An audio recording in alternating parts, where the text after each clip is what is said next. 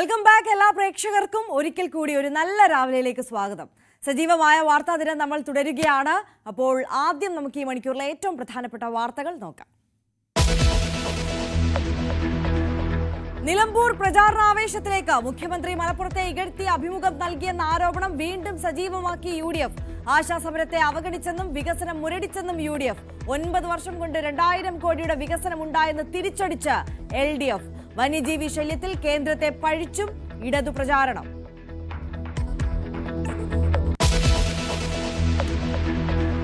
സാമൂഹിക ക്ഷേമ പെൻഷന്റെ പേരിലും നിലമ്പൂരിൽ ഭരണ പ്രതിപക്ഷ പോര്. ഉമ്മൻചാണ്ടി നടപ്പാക്കിയ പെൻഷൻ പിണറായി സർക്കാർ കൈക്കൂലിയാക്കി മാറ്റിയെന്ന് KC വേണുഗോപാൽ. സാധാരണക്കാരെ UDF വെല്ലുവിളിക്കുന്നുവെന്ന് മന്ത്രി വി ശിവൻകുട്ടി.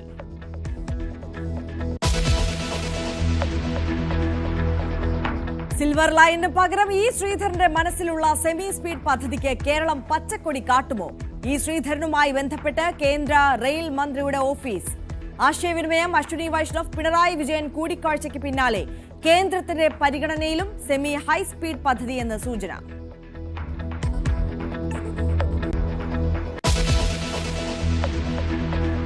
ദേശീയപാത തകരുന്നത് പതിവായതിനിടെ ഇന്ന് മുഖ്യമന്ത്രി നിതിൻ ഗഡ്കരി കൂടിക്കാഴ്ച.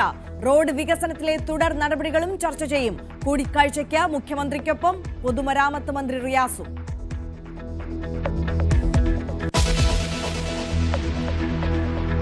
കാസർഗോഡ് ദേശീയപാത നിർമ്മാണത്തിന്റെ മറവിൽ കരാർ കമ്പനി അനധികൃത മണ്ണെടുപ്പ് നടത്തിയതിന് ഡിജിറ്റൽ സർവേയിൽ തെളിവ്.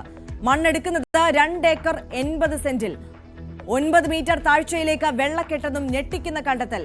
കരാർ കമ്പനി മേഘ കൺസ്ട്രക്ഷൻസിന് കാരണം കാണിക്കൽ നോട്ടീസ്. റിലയൻസ് ഇൻഡസ്ട്രീസിന് ഒരു പൊൻതൂവൽ കൂടി. ആപ്പിളിനും മെറ്റയ്ക്കും പിന്നാലെ ആഗോളതലത്തിൽ മൂല്യമേറിയ ടെക് കമ്പനിയായി തെരഞ്ഞെടുത്തു. പട്ടികയിലെ ഏക ഇന്ത്യൻ കമ്പനിയും റിലയൻസ്.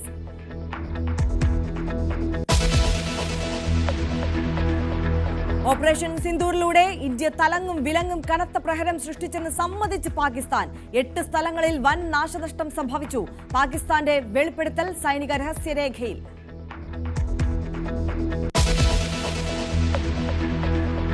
പതിനെട്ട് വർഷത്തെ കാത്തിരിപ്പിനെ അന്ത്യം കുറിച്ച് IPL കപ്പടിച്ച റോയൽ ചലഞ്ചേഴ്സ് ബംഗളൂരു. പഞ്ചാബ് കിങ്സിനെ തോൽപ്പിച്ചത് 6 റൺസിന്. വിരാട് കോഹ്ലിക്ക് അഭിമാന നിമിഷം.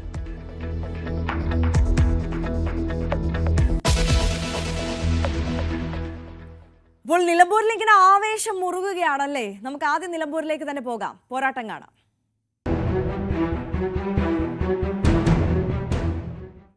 നിലമ്പൂരിൽ പ്രചാരണ ആവേശത്തിലാണ്. വികസനം ഭരണപക്ഷം മുന്നോട്ട് വെക്കുമ്പോൾ വികസന മുരടിപ്പെന്ന പ്രചാരണമാണ് പ്രതിപക്ഷത്തിനുള്ളത്.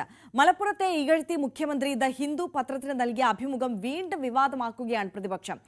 ആശാസമരം ഉൾപ്പെടെയുള്ള പ്രക്ഷോഭങ്ങളെ സർക്കാർ അവഗണിക്കുന്നതായും പ്രതിപക്ഷം പറയുന്നു.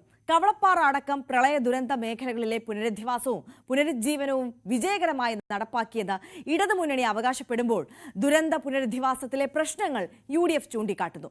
മലയോര മേഖലയിലെ പ്രധാന വിഷയമായ വന്യജീവി ശല്യത്തിൽ ഇടതുമുന്നണി കേന്ദ്രത്തെ കുറ്റപ്പെടുത്തുമ്പോൾ UDF ഇരു സർക്കാരുകളെയും ഒരേപോലെ കുറ്റപ്പെടുത്തുന്നു.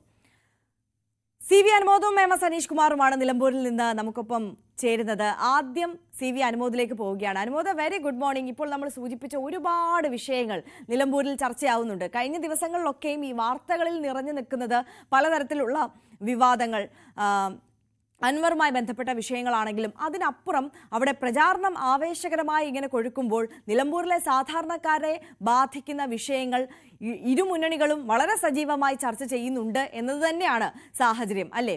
പ്രധാനമായും ഇപ്പോൾ നമുക്കറിയാം ഇടതുപക്ഷം വികസനത്തിൽ ഊന്നി തങ്ങളുടെ വികസന നേട്ടങ്ങൾ എണ്ണിപ്പറഞ്ഞ് മുന്നോട്ട് പോകുമ്പോൾ പക്ഷേ നടക്കുന്നത് വികസന മുരടിപ്പാണ് എന്ന് തിരിച്ചടിച്ചുകൊണ്ട് UDFന് പ്രചാരണവും നടക്കുകയാണ്.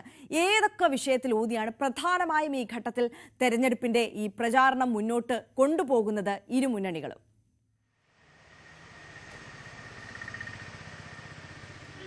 Arya, good morning. തെരഞ്ഞെടുപ്പിൻ്റെ അജണ്ട ഇടതുപക്ഷവും വലതുപക്ഷവും ഇപ്പോൾ സെറ്റ് ചെയ്തിട്ടുള്ളത് വികസനം മുൻനിർത്തി തന്നെയാണ്. രാഷ്ട്രീയ വിവാദങ്ങളായിരുന്നു ഇത്രയും ദിവസം ഇടതുപക്ഷത്തെയും അതുപോലെ തന്നെ UDFനെയും ഒക്കെ ഈ ഒരു തെരഞ്ഞെടുപ്പിൽ മുന്നോട്ട് കൊണ്ടുപോയിരുന്നെങ്കിൽ ഇപ്പോഴത് കൃത്യമായ തെരഞ്ഞെടുപ്പ് വികസന രാഷ്ട്രീയം മുൻനിർത്തി തന്നെ മുന്നോട്ട് കൊണ്ടുപോകാം എന്ന നിലയ്ക്ക് മാറിയിട്ടുണ്ട്. അൻവർ ഉയർത്തുന്ന ആക്ഷേപങ്ങളും ആരോപണങ്ങളും അവഗണിച്ചുകൊണ്ടാണ് ഇരു മുന്നണികളും മുന്നോട്ട് പോകുന്നത്. അൻവറിൻ്റെ കാര്യങ്ങൾ ഇപ്പോൾ ആരും പറയുന്നുമില്ല, ചോദിച്ചാൽ തന്നെ അതിലൊന്നും ഇനി പറയാനില്ല എന്ന തരത്തിലേക്ക് മാറുകയും ചെയ്തിട്ടുണ്ട്. അപ്പോൾ കൃത്യമായി ഇനി LDF UDF പോർമുഖം എന്ന തരത്തിലേക്ക് തന്നെയാണ് കാര്യങ്ങൾ നീങ്ങുന്നത്. നമുക്കറിയാം, നിലമ്പൂരിലെ ഏറ്റവും വലിയ ഒരു പ്രധാന വിഷയമായി കാണുന്നത് മലയോര മേഖലയിലെ കർഷകർ നേരിടുന്ന വെല്ലുവിളികളാണ്. അത് കാട്ടാന ശല്യമുണ്ട്, വിലത്തകർച്ചയുണ്ട്. അത്തരത്തിൽ ആ മലയോര മേഖലയിൽ നിന്ന് സ്ഥിരമായിട്ട് നമ്മൾ കാണുന്ന റിപ്പോർട്ട് ചെയ്യുന്ന ഒരുപാട് പ്രശ്നങ്ങളുണ്ട്. അതൊക്കെ മുൻനിർത്തിയാണ് LDFിൻ്റെയും UDFിൻ്റെയും പ്രചാരണം. UDF ഇത് സർക്കാരിൻ്റെ ഒരു പിഴവായിട്ടും മനുഷ്യജീവൻ വന്യമൃഗങ്ങളാൽ പൊലിയുന്നത് സർക്കാരിൻ്റെ പിടിപ്പുകേട് കൊണ്ടാണെന്നും അത്തരത്തിലുള്ള ആക്ഷേപങ്ങൾ ഉദാഹരണങ്ങൾ സഹിതം മുൻനിർത്തിയാണ് പ്രചരണത്തിന് കൊണ്ടുവരുന്നത്. മറുവശത്താകണമെങ്കിൽ കേന്ദ്ര സർക്കാരിനെ പഴിചാരി ഈ വന്യജീവി ശല്യം ഒരു പ്രധാന വിഷയമായി വരുന്നുണ്ട് അല്ലേ? അവിടുത്തെ സാധാരണക്കാരെ ബാധിക്കുന്ന ഏറ്റവും വലിയ ഒരു ഗുരുതരമായ വിഷയമായി വന്യജീവി ആക്രമണം അത് നിലനിൽക്കുന്നുണ്ട്. അപ്പോൾ പ്രചാരണത്തിൽ ആ വിഷയം തന്നെ മുൻനിർത്തി മുന്നോട്ട് പോകാൻ ഇരു മുന്നണികളും ശ്രമിക്കും. അതിലിപ്പോൾ ഇടതുപക്ഷത്തെ പ്രതിക്കൂട്ടിൽ നിർത്താനായിരിക്കും സ്വാഭാവികമായും UDF ശ്രമിക്കുക. പക്ഷേ അതേസമയം തന്നെ ഈ കേന്ദ്ര വന്യജീവി നയമൊക്കെയാണ് ഇതിന് ഈ ശല്യത്തിനൊരു ശാശ്വത പരിഹാരം കാണുവാൻ വേണ്ടി തടസ്സം നിൽക്കുന്നത് എന്ന പ്രചാരണമായിരിക്കാം ഇടതുമുന്നണി മുന്നോട്ട് വയ്ക്കുക.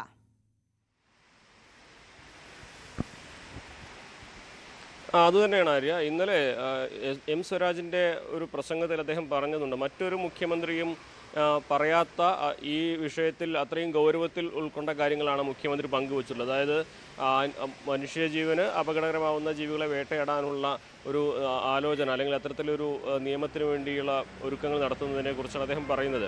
മറ്റൊരു മുഖ്യമന്ത്രിയും ഈ വിഷയത്തിൽ ഇത്രത്തോളം ജനങ്ങളെ മനസ്സിലാക്കി ഇടപെട്ടിട്ടുണ്ടാവില്ല എന്ന തരത്തിലാണ് M സ്വരാജിൻ്റെ വാക്കുകൾ ഇന്നലെ ഉണ്ടായിരുന്നത്.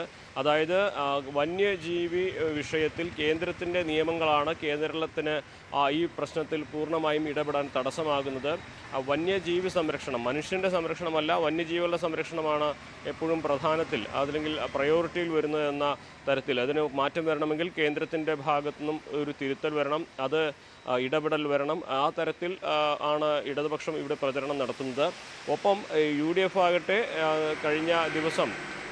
കഴിഞ്ഞ മാസം കഴിഞ്ഞ ആഴ്ചകളിൽ തന്നെ എന്ന് പറയാം, നമുക്ക് കാളികാവിലുണ്ടായ കടുവയുടെ ആക്രമണം അടക്കമുള്ള വിഷയങ്ങൾ, അതുപോലെ നിലമ്പൂരിൽ ഓരോ ഘട്ടത്തിലും വന്യജീവി ആക്രമണത്തിൽ, ആനയുടെ ആക്രമണത്തിൽ ആദിവാസി മേഖലയിലുള്ളവർ കൊല്ലപ്പെട്ട സംഭവം, ആക്രമിക്കപ്പെടുന്ന സംഭവം, കൃഷിഭൂമി നശിപ്പിക്കുന്ന സംഭവം, അത്തരത്തിൽ ഓരോ കാര്യങ്ങൾ എണ്ണമിട്ട് UDFും ഈ പ്രചരണത്തിൽ ഉയർത്തുന്നുണ്ട്.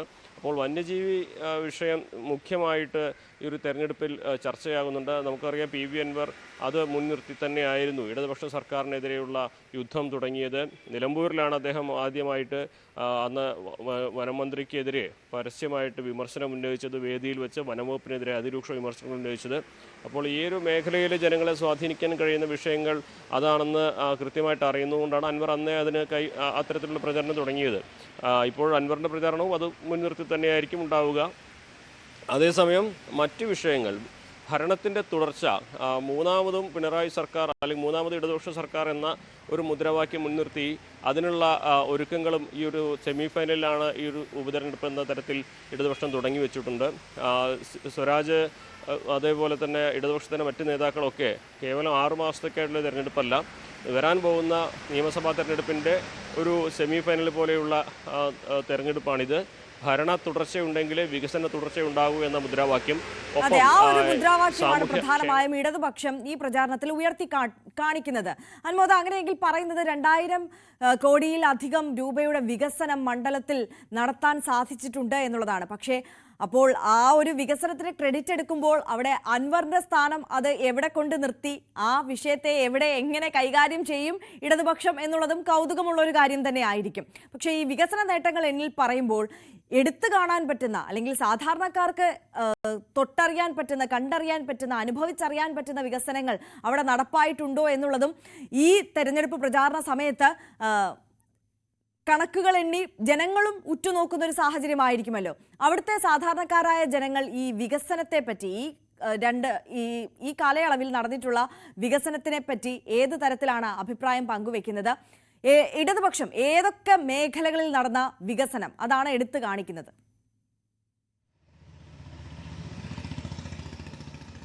നിലമ്പൂരിലെ പ്രധാനപ്പെട്ട വികസനത്തിൻ്റെ ഒരു മോട്ടോ ആയിട്ട് അവർ ഉന്നയിക്കുന്ന 2000 കോടി വികസനം 8 വർഷം കൊണ്ട് നടത്തിയെന്നുണ്ട്. ജില്ലാ ആശുപത്രി വികസനം, മലയോര ഹൈവേയുടെ വികസനം, അതേപോലെ മാനവേദൻ സ്കൂളിൻ്റെ ഭാഗമായിട്ടുള്ള സ്പോർട്സ് അക്കാദമിയുടെ വികസനം, അത്തരത്തിൽ ഈ അടിസ്ഥാനപരമായിട്ടുള്ള വികസന പ്രവർത്തനങ്ങൾ കൂടുതൽ നടത്തിയെന്ന അവകാശവാദമാണ് നിലമ്പൂരിൽ ഇടതുപക്ഷം ഉന്നയിക്കുന്നത്. പക്ഷേ മലയോര ഹൈവേയുടെ കാര്യത്തിലൊക്കെ പറയുമ്പോൾ അത് മുഴുവൻ റീച്ചും എത്തിയിട്ടില്ല എന്നുള്ളതിന് മറ്റൊരു വസ്തുതയാണ്.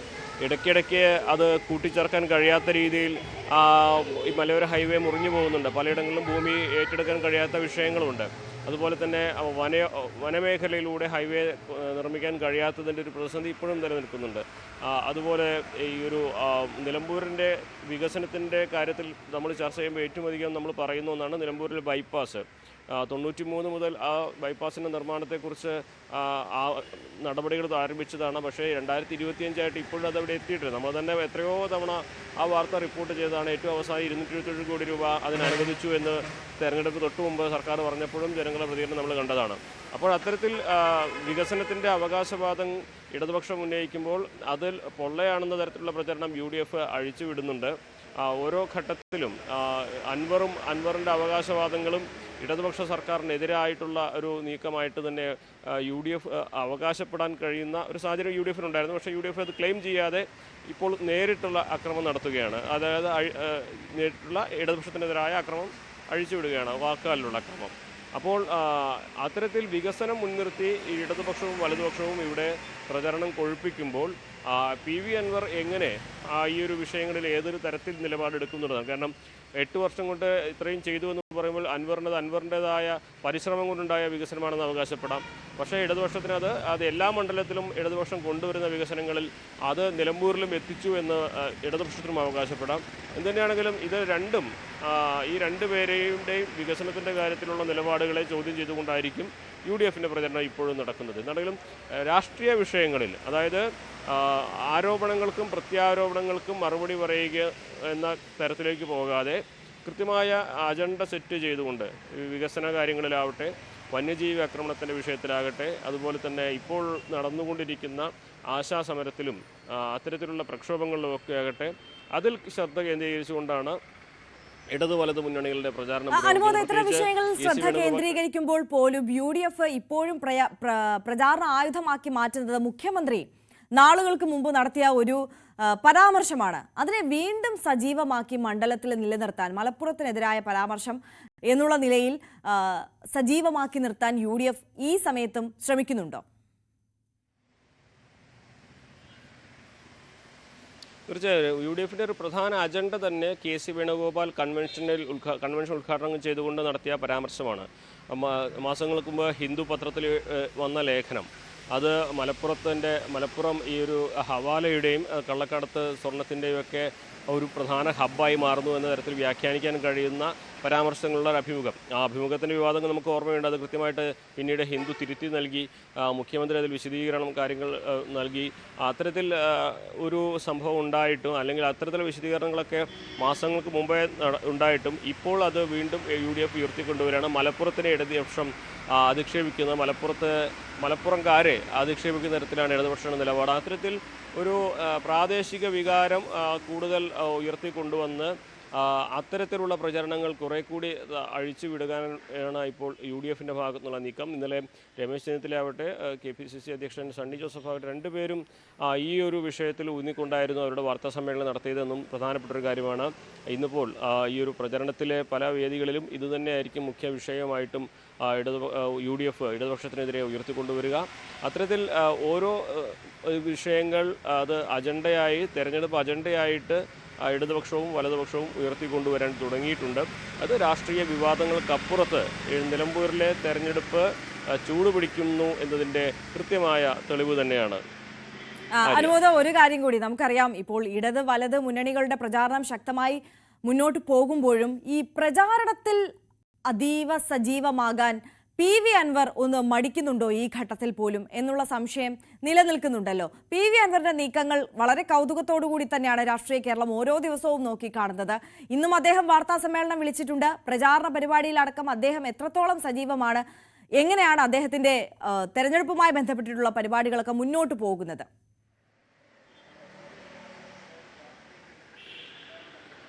ആര്യ, ഇന്നലെ അദ്ദേഹം ഈ തെരഞ്ഞെടുപ്പ് ചിഹ്നം സംബന്ധിച്ചുള്ള ഒരു പ്രതിസന്ധി, അതായത് സ്വതന്ത്ര സ്ഥാനാർത്ഥിയായിട്ട് മത്സരിക്കാനുള്ള ഒരു സാധ്യത തന്നെയാണെന്ന് തെളിഞ്ഞതോടെ ചിഹ്നം സംബന്ധിച്ചിട്ടുള്ള ചർച്ചകളിലേക്ക് തിരിഞ്ഞിട്ടുണ്ട്. അത് ഓട്ടോറിക്ഷ എന്നതാണ് അദ്ദേഹത്തിൻ്റെ ആവശ്യപ്പെടുന്ന ചിഹ്നം. പക്ഷേ അത് ലഭിക്കുമോ എന്നറിയില്ല. നിലവിൽ തന്നെ അത് മറ്റൊരു പാർട്ടിയുടെ ചിഹ്നമായതുകൊണ്ട് ലഭിക്കാൻ സാധ്യതയുണ്ട്. പക്ഷേ ആ പാർട്ടി ഇവിടെ മത്സരിക്കാത്തതുകൊണ്ടും മുൻപ് 2 തവണ അൻവർ ഇത്തരത്തിൽ ഓട്ടോറിക്ഷ ചിഹ്നത്തിൽ മത്സരിച്ചിട്ടുണ്ട് എന്നതും കാണിച്ച് ആ ചിഹ്നം അനുവദിക്കണമെന്ന് അൻവർ തെരഞ്ഞെടുപ്പ് കമ്മീഷന് അപേക്ഷ നൽകിയിട്ടുള്ള അത്തരത്തിൽ ആവശ്യം മുന്നോട്ട് വെച്ചിട്ടുണ്ട്.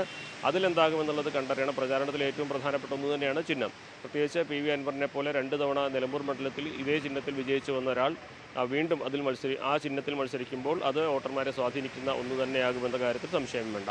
രണ്ടാമതായിട്ട് PV അൻവർ ഇന്ന് വാർത്താസമ്മേളനം വിളിച്ചിട്ടുണ്ട്. അദ്ദേഹം മുഖ്യമന്ത്രി അന്ന് നടത്തിയ പരാമർശങ്ങൾക്കുള്ള മറുപടി പറയാൻ വേണ്ടിയാണ് വാർത്താസമ്മേളനം വിളിച്ചിട്ടുള്ളതെന്നാണ് നമുക്ക് മനസ്സിലാക്കാൻ കഴിയുന്നത്. ഒപ്പം തന്നെ തൻ്റെ തെരഞ്ഞെടുപ്പ് അജണ്ടകൾ എങ്ങനെയാണ് താൻ ഈ പ്രചരണത്തിൽ മുന്നോട്ട് പോകുന്നത്, UDF-ഉം LDF-ഉം നടത്തുന്ന പോലെ ഒരു കാടടച്ചുള്ള ഘോഷമായിട്ടുള്ള ഒരു പ്രചരണം അൻവറിൻ്റെ ഭാഗത്ത് നിന്ന് പ്രതീക്ഷിക്കാൻ കഴിയുകയില്ല. അൻവറിന് തൻ്റെ ശക്തിയും ദൗർബല്യവും കൃത്യമായിട്ട് അറിയുന്ന ഒരാളാണ്. പക്ഷേ ഏതെല്ലാം മേഖലകളിൽ ഏതെല്ലാം ബെൽറ്റുകളിൽ തനിക്ക് വോട്ട് ലഭിക്കുമെന്ന് കൂടി തിരിച്ചറിഞ്ഞുകൊണ്ടാവും അൻവറിന് പ്രചരണം ഉണ്ടാവുക. വലിയ പ്രചണ്ഡമായ പ്രചരണത്തിലേക്ക് അൻവർ പോകുമോ എന്ന കാര്യത്തിൽ സംശയമുണ്ട്. മറിച്ച് ഓരോ ബെൽറ്റുകൾ കേന്ദ്രീകരിച്ച്, പോക്കറ്റുകൾ കേന്ദ്രീകരിച്ച് കൃത്യമായ അൻവർ പ്രചരണം നടത്തുക തന്നെ ചെയ്യും. തനിക്ക് വോട്ട് കിട്ടാൻ സാധ്യതയുള്ള മേഖലകൾ മാത്രമായിരിക്കും അൻവർ കേന്ദ്രീകരിക്കുക. അൻവറിനെ സംബന്ധിച്ച് ഈ ഒരു തെരഞ്ഞെടുപ്പിൽ പരമാവധി വോട്ട് സമാഹരിച്ച് തൻ്റെ ഭാവിയിലേക്കുള്ള ഒരു വഴി കൂടി നിലവിൽ UDF-ഉമായി ചേർന്ന് പോകുന്ന പ്രതീക്ഷയിലായിരുന്നു അൻവർ ഉണ്ടായിരുന്നത്. പക്ഷേ ഇനിയിപ്പോൾ അൻവർ UDF-നൊപ്പം ചേരണമെങ്കിൽ അത്ഭുതങ്ങൾ സംഭവിക്കണം. അതല്ലെങ്കിൽ ഈ ഒരു തെരഞ്ഞെടുപ്പിൽ UDF-ന് വലിയ തിരിച്ചടി ഉണ്ടാവുകയും അൻവർ ഇവിടെ അത്യാവശ്യമായ ഒരു ഘടകമാണെന്ന് UDF മനസ്സിലാക്കുകയും അങ്ങനെ UDF-നെ വീണ്ടും സമ്മർദ്ദപ്പെടുത്തി നിലവിലെ നേതൃത്വത്തിന് ഇത് ഉൾക്കൊള്ളാൻ കഴിയുന്നൊരു സാഹചര്യം ഉണ്ടാക്കിയിട്ടൊക്കെ വേണം അൻവറിന് മുന്നോട്ട് പോകാൻ. വലിയ പ്രതിസന്ധികളാണ്, രാഷ്ട്രീയമായിട്ട് വലിയ വെല്ലുവിളിയാണ് അൻവറിന് മുമ്പിലുള്ളത്. അപ്പോൾ ആ തരത്തിലുള്ള ഒരു സമ്മർദ്ദം സൃഷ്ടിക്കാൻ തന്നെയാണ് അൻവറിൻ്റെ നീക്കം. ഒപ്പം മറ്റൊരു പ്രചാരണം അല്ലെങ്കിൽ മറ്റൊരു ആലോചനകളിൽ അൻവറിനെ ഇപ്പോഴും പിൻവലിപ്പിക്കാനുള്ള സാധ്യതയുണ്ട് എന്ന ചർച്ചകൾ നടക്കുന്നുണ്ട്. കാരണം നാളെ ഉച്ചയ്ക്ക് 3 മണി വരെ പത്രിക പിൻവലിക്കാനുള്ള സമയമുണ്ട്. അതിനിടയിൽ അൻവറിനി പിൻവലിക്കുമോ? സാധ്യത കുറവാണ് അൻവർ പിൻവലിക്കുവാൻ. കാരണം അൻവറിന് ഇനി പിൻവലിക്കുക എന്നുള്ളതും ഇത്രയും UDF-നെ വിമർശിച്ച് അധിക്ഷേപിച്ചിട്ട് അതേ UDF-ന് പിന്തുണ നൽകുന്ന തരത്തിലേക്ക് അൻവർ മാറുമോ എന്നുള്ളതൊക്കെ കണ്ട് തന്നെ അറിയേണ്ടതാണ്. എന്നാണെങ്കിൽ ഇന്ന് 9 മണിക്ക് അദ്ദേഹത്തിൻ്റെ വാർത്താ സമ്മേളനം അദ്ദേഹം ഒതായിലെ വീട്ടിൽ നിശ്ചയിച്ചിട്ടുണ്ട്. മുഖ്യമന്ത്രിക്കെതിരായ മറുപടിയാകും പ്രധാനമായിട്ടുള്ള വിഷയം. അതോടൊപ്പം നമ്മൾ ഈ നേരത്തെ സൂചിപ്പിച്ചു കഴിഞ്ഞാൽ രാഷ്ട്രീയമായിട്ടുള്ള കാര്യങ്ങളും ഒക്കെ ഉയരാൻ സാധ്യതയുണ്ട്. ഇടതുപക്ഷത്തിൻ്റെയും വലതുപക്ഷത്തിൻ്റെയും നിലപാട് അൻവറിന് മറുപടി പറയേണ്ട എന്നുള്ളതാണ്. പക്ഷേ അവരെ കൊണ്ട് അൻവർ മറുപടി പറയിപ്പിക്കുമോ എന്നുള്ളതാണ് നമുക്ക് കണ്ടറിയേണ്ടത്. തീർച്ചയായും CV അനുമോദാണ് നമുക്കൊപ്പം ചേർന്നത്. അതോടൊപ്പം തന്നെ നിലമ്പൂരിൽ ഇപ്പോൾ പോരുമുറുകുന്നത് സാമൂഹിക ക്ഷേമ പെൻഷനെ ചൊല്ലിക്കൂടിയാണ് ഇടത് വലത് മുന്നണികൾ തമ്മിൽ. ഉമ്മൻചാണ്ടി സർക്കാരിന്റെ കാലത്ത് പാവപ്പെട്ടവർക്ക് നൽകിയിരുന്ന സാമൂഹിക ക്ഷേമ പെൻഷനെ പിണറായി സർക്കാർ കൈക്കൂലിയാക്കി മാറ്റുകയാണെന്നായിരുന്നു AICC ജനറൽ സെക്രട്ടറി KC വേണുഗോപാലിന്റെ ആരോപണം. സാമൂഹ്യക്ഷേമ പെൻഷൻ ഞാൻ ഉമ്മൻചാണ്ടിയെ കുറിച്ച് ഓർമ്മിക്കുകയാണ്. കേരളത്തിലെ ഒരു മനുഷ്യനും മറക്കാൻ കഴിയില്ല. അദ്ദേഹത്തിൻ്റെ കാലത്ത് 2-3 പെൻഷൻ കിട്ടുന്നവരുണ്ട് എന്ന് പറഞ്ഞിട്ട് ആ പാവങ്ങൾ 1000 രൂപ 500 രൂപയൊക്കെ വാങ്ങിച്ചുകൊണ്ടിരിക്കുന്ന 2-3 പെൻഷൻ, ആ 2-3 പെൻഷൻ വാങ്ങിക്കുന്നുണ്ടെന്ന് പറഞ്ഞിട്ട് അതെല്ലാം കൂടെ ഏകീകരിക്കാൻ വേണ്ടിയിട്ടാണ് ഒറ്റ പെൻഷനാക്കി മാറ്റിയത്. ആ പെൻഷൻ്റെ സ്ഥിതി നമുക്കെല്ലാവർക്കും തെരഞ്ഞെടുപ്പ് കാലത്ത് വോട്ട് വാങ്ങിക്കാൻ വേണ്ടി ഉപയോഗിക്കുന്ന കൈക്കൂലിയാക്കിയിട്ടാണ് ശ്രീ പിണറായി വിജയൻ്റെ സർക്കാർ ഇപ്പോൾ പെൻഷൻ ഇലക്ഷൻ കാലത്ത് 2 ഗഡു, ഇനിയിപ്പം വരുമായിരിക്കും, ചിലപ്പോൾ എവിടെയെങ്കിലും പറയൂ 2 ഗഡു 1 ഗഡു. KC വേണുഗോപാലിന്റെ പ്രസ്താവന സാധാരണക്കാരോടുള്ള വെല്ലുവിളിയാണെന്ന് മന്ത്രി V ശിവൻകുട്ടി പ്രതികരിച്ചു. ഫേസ്ബുക്ക് പേജിലൂടെയായിരുന്നു മന്ത്രിയുടെ വിമർശനം. അതേസമയം തന്നെ ക്ഷേമ പെൻഷൻ ഗുണഭോക്താക്കളെ KC വേണുഗോപാൽ MP അപമാനിച്ചുവെന്നാരോപിച്ച് LDF പ്രവർത്തകർ നിലമ്പൂരിൽ പ്രതിഷേധ പ്രകടനവും നടത്തി. ഡോക്ടർ V ശിവദാസൻ MP ഉദ്ഘാടനം ചെയ്തു. PK Zainaba, E Jayan, Scaria, പിലാൻ Thoppil, Sreedharan VC എന്നിവർ സംസാരിച്ചു. MS അനീഷ് കുമാർ ഉണ്ട് കൂടുതൽ വിവരങ്ങളുമായി നമുക്കൊപ്പം. Aneesh, good morning. അനീഷ്, നമുക്കറിയാം LDF-ന്റെ തെരഞ്ഞെടുപ്പ് അതിപ്പോൾ നിലമ്പൂരിൽ എന്നല്ല, കേരളത്തിൽ എല്ലായിടത്തും നിയമസഭാ തെരഞ്ഞെടുപ്പിലായിക്കോട്ടെ ഇനി പാർലമെന്റ് തെരഞ്ഞെടുപ്പിലായിക്കോട്ടെ എല്ലായിടത്തും സാധാരണക്കാരെ ബന്ധിപ്പിക്കുന്ന കാര്യം എന്നുള്ള നിലയിൽ ഏറ്റവും പ്രാമുഖ്യത്തോടുകൂടി ഉയർത്തി കാണിക്കുന്നത് ഈ ക്ഷേമ പെൻഷനാണ് എന്നുള്ളത് നമുക്കറിയാവുന്നതാണ്. 600-ൽ നിന്ന് 1200-ലേക്ക് എത്തിച്ചു. സാധാരണക്കാർക്കെല്ലാം അവരുടെ മനസ്സ് നിറയ്ക്കും വിധമുള്ള ഒരു തുക കൊണ്ട് നൽകിയത് LDF സർക്കാരാണ് എന്നുള്ളതാണ് വലിയ പ്രചാരണം. ആ തരത്തിൽ തന്നെയാണ് തുടക്കം മുതൽ ഉള്ളത്. ആ പ്രചാരണത്തെ ഖണ്ഡിക്കുന്ന തരത്തിൽ ആണ് ഇപ്പോൾ UDF മറുവാദവുമായി ഇറങ്ങുന്നത്. പക്ഷെ അത് എത്രത്തോളം സാധാരണക്കാർക്കിടയിൽ വില പോകും എന്നുള്ള ചോദ്യം അവശേഷിക്കുന്നില്ലേ? എങ്ങനെയാണ് UDF ഈ വിഷയത്തെ പ്രചാരണായുധമാക്കുന്നത്?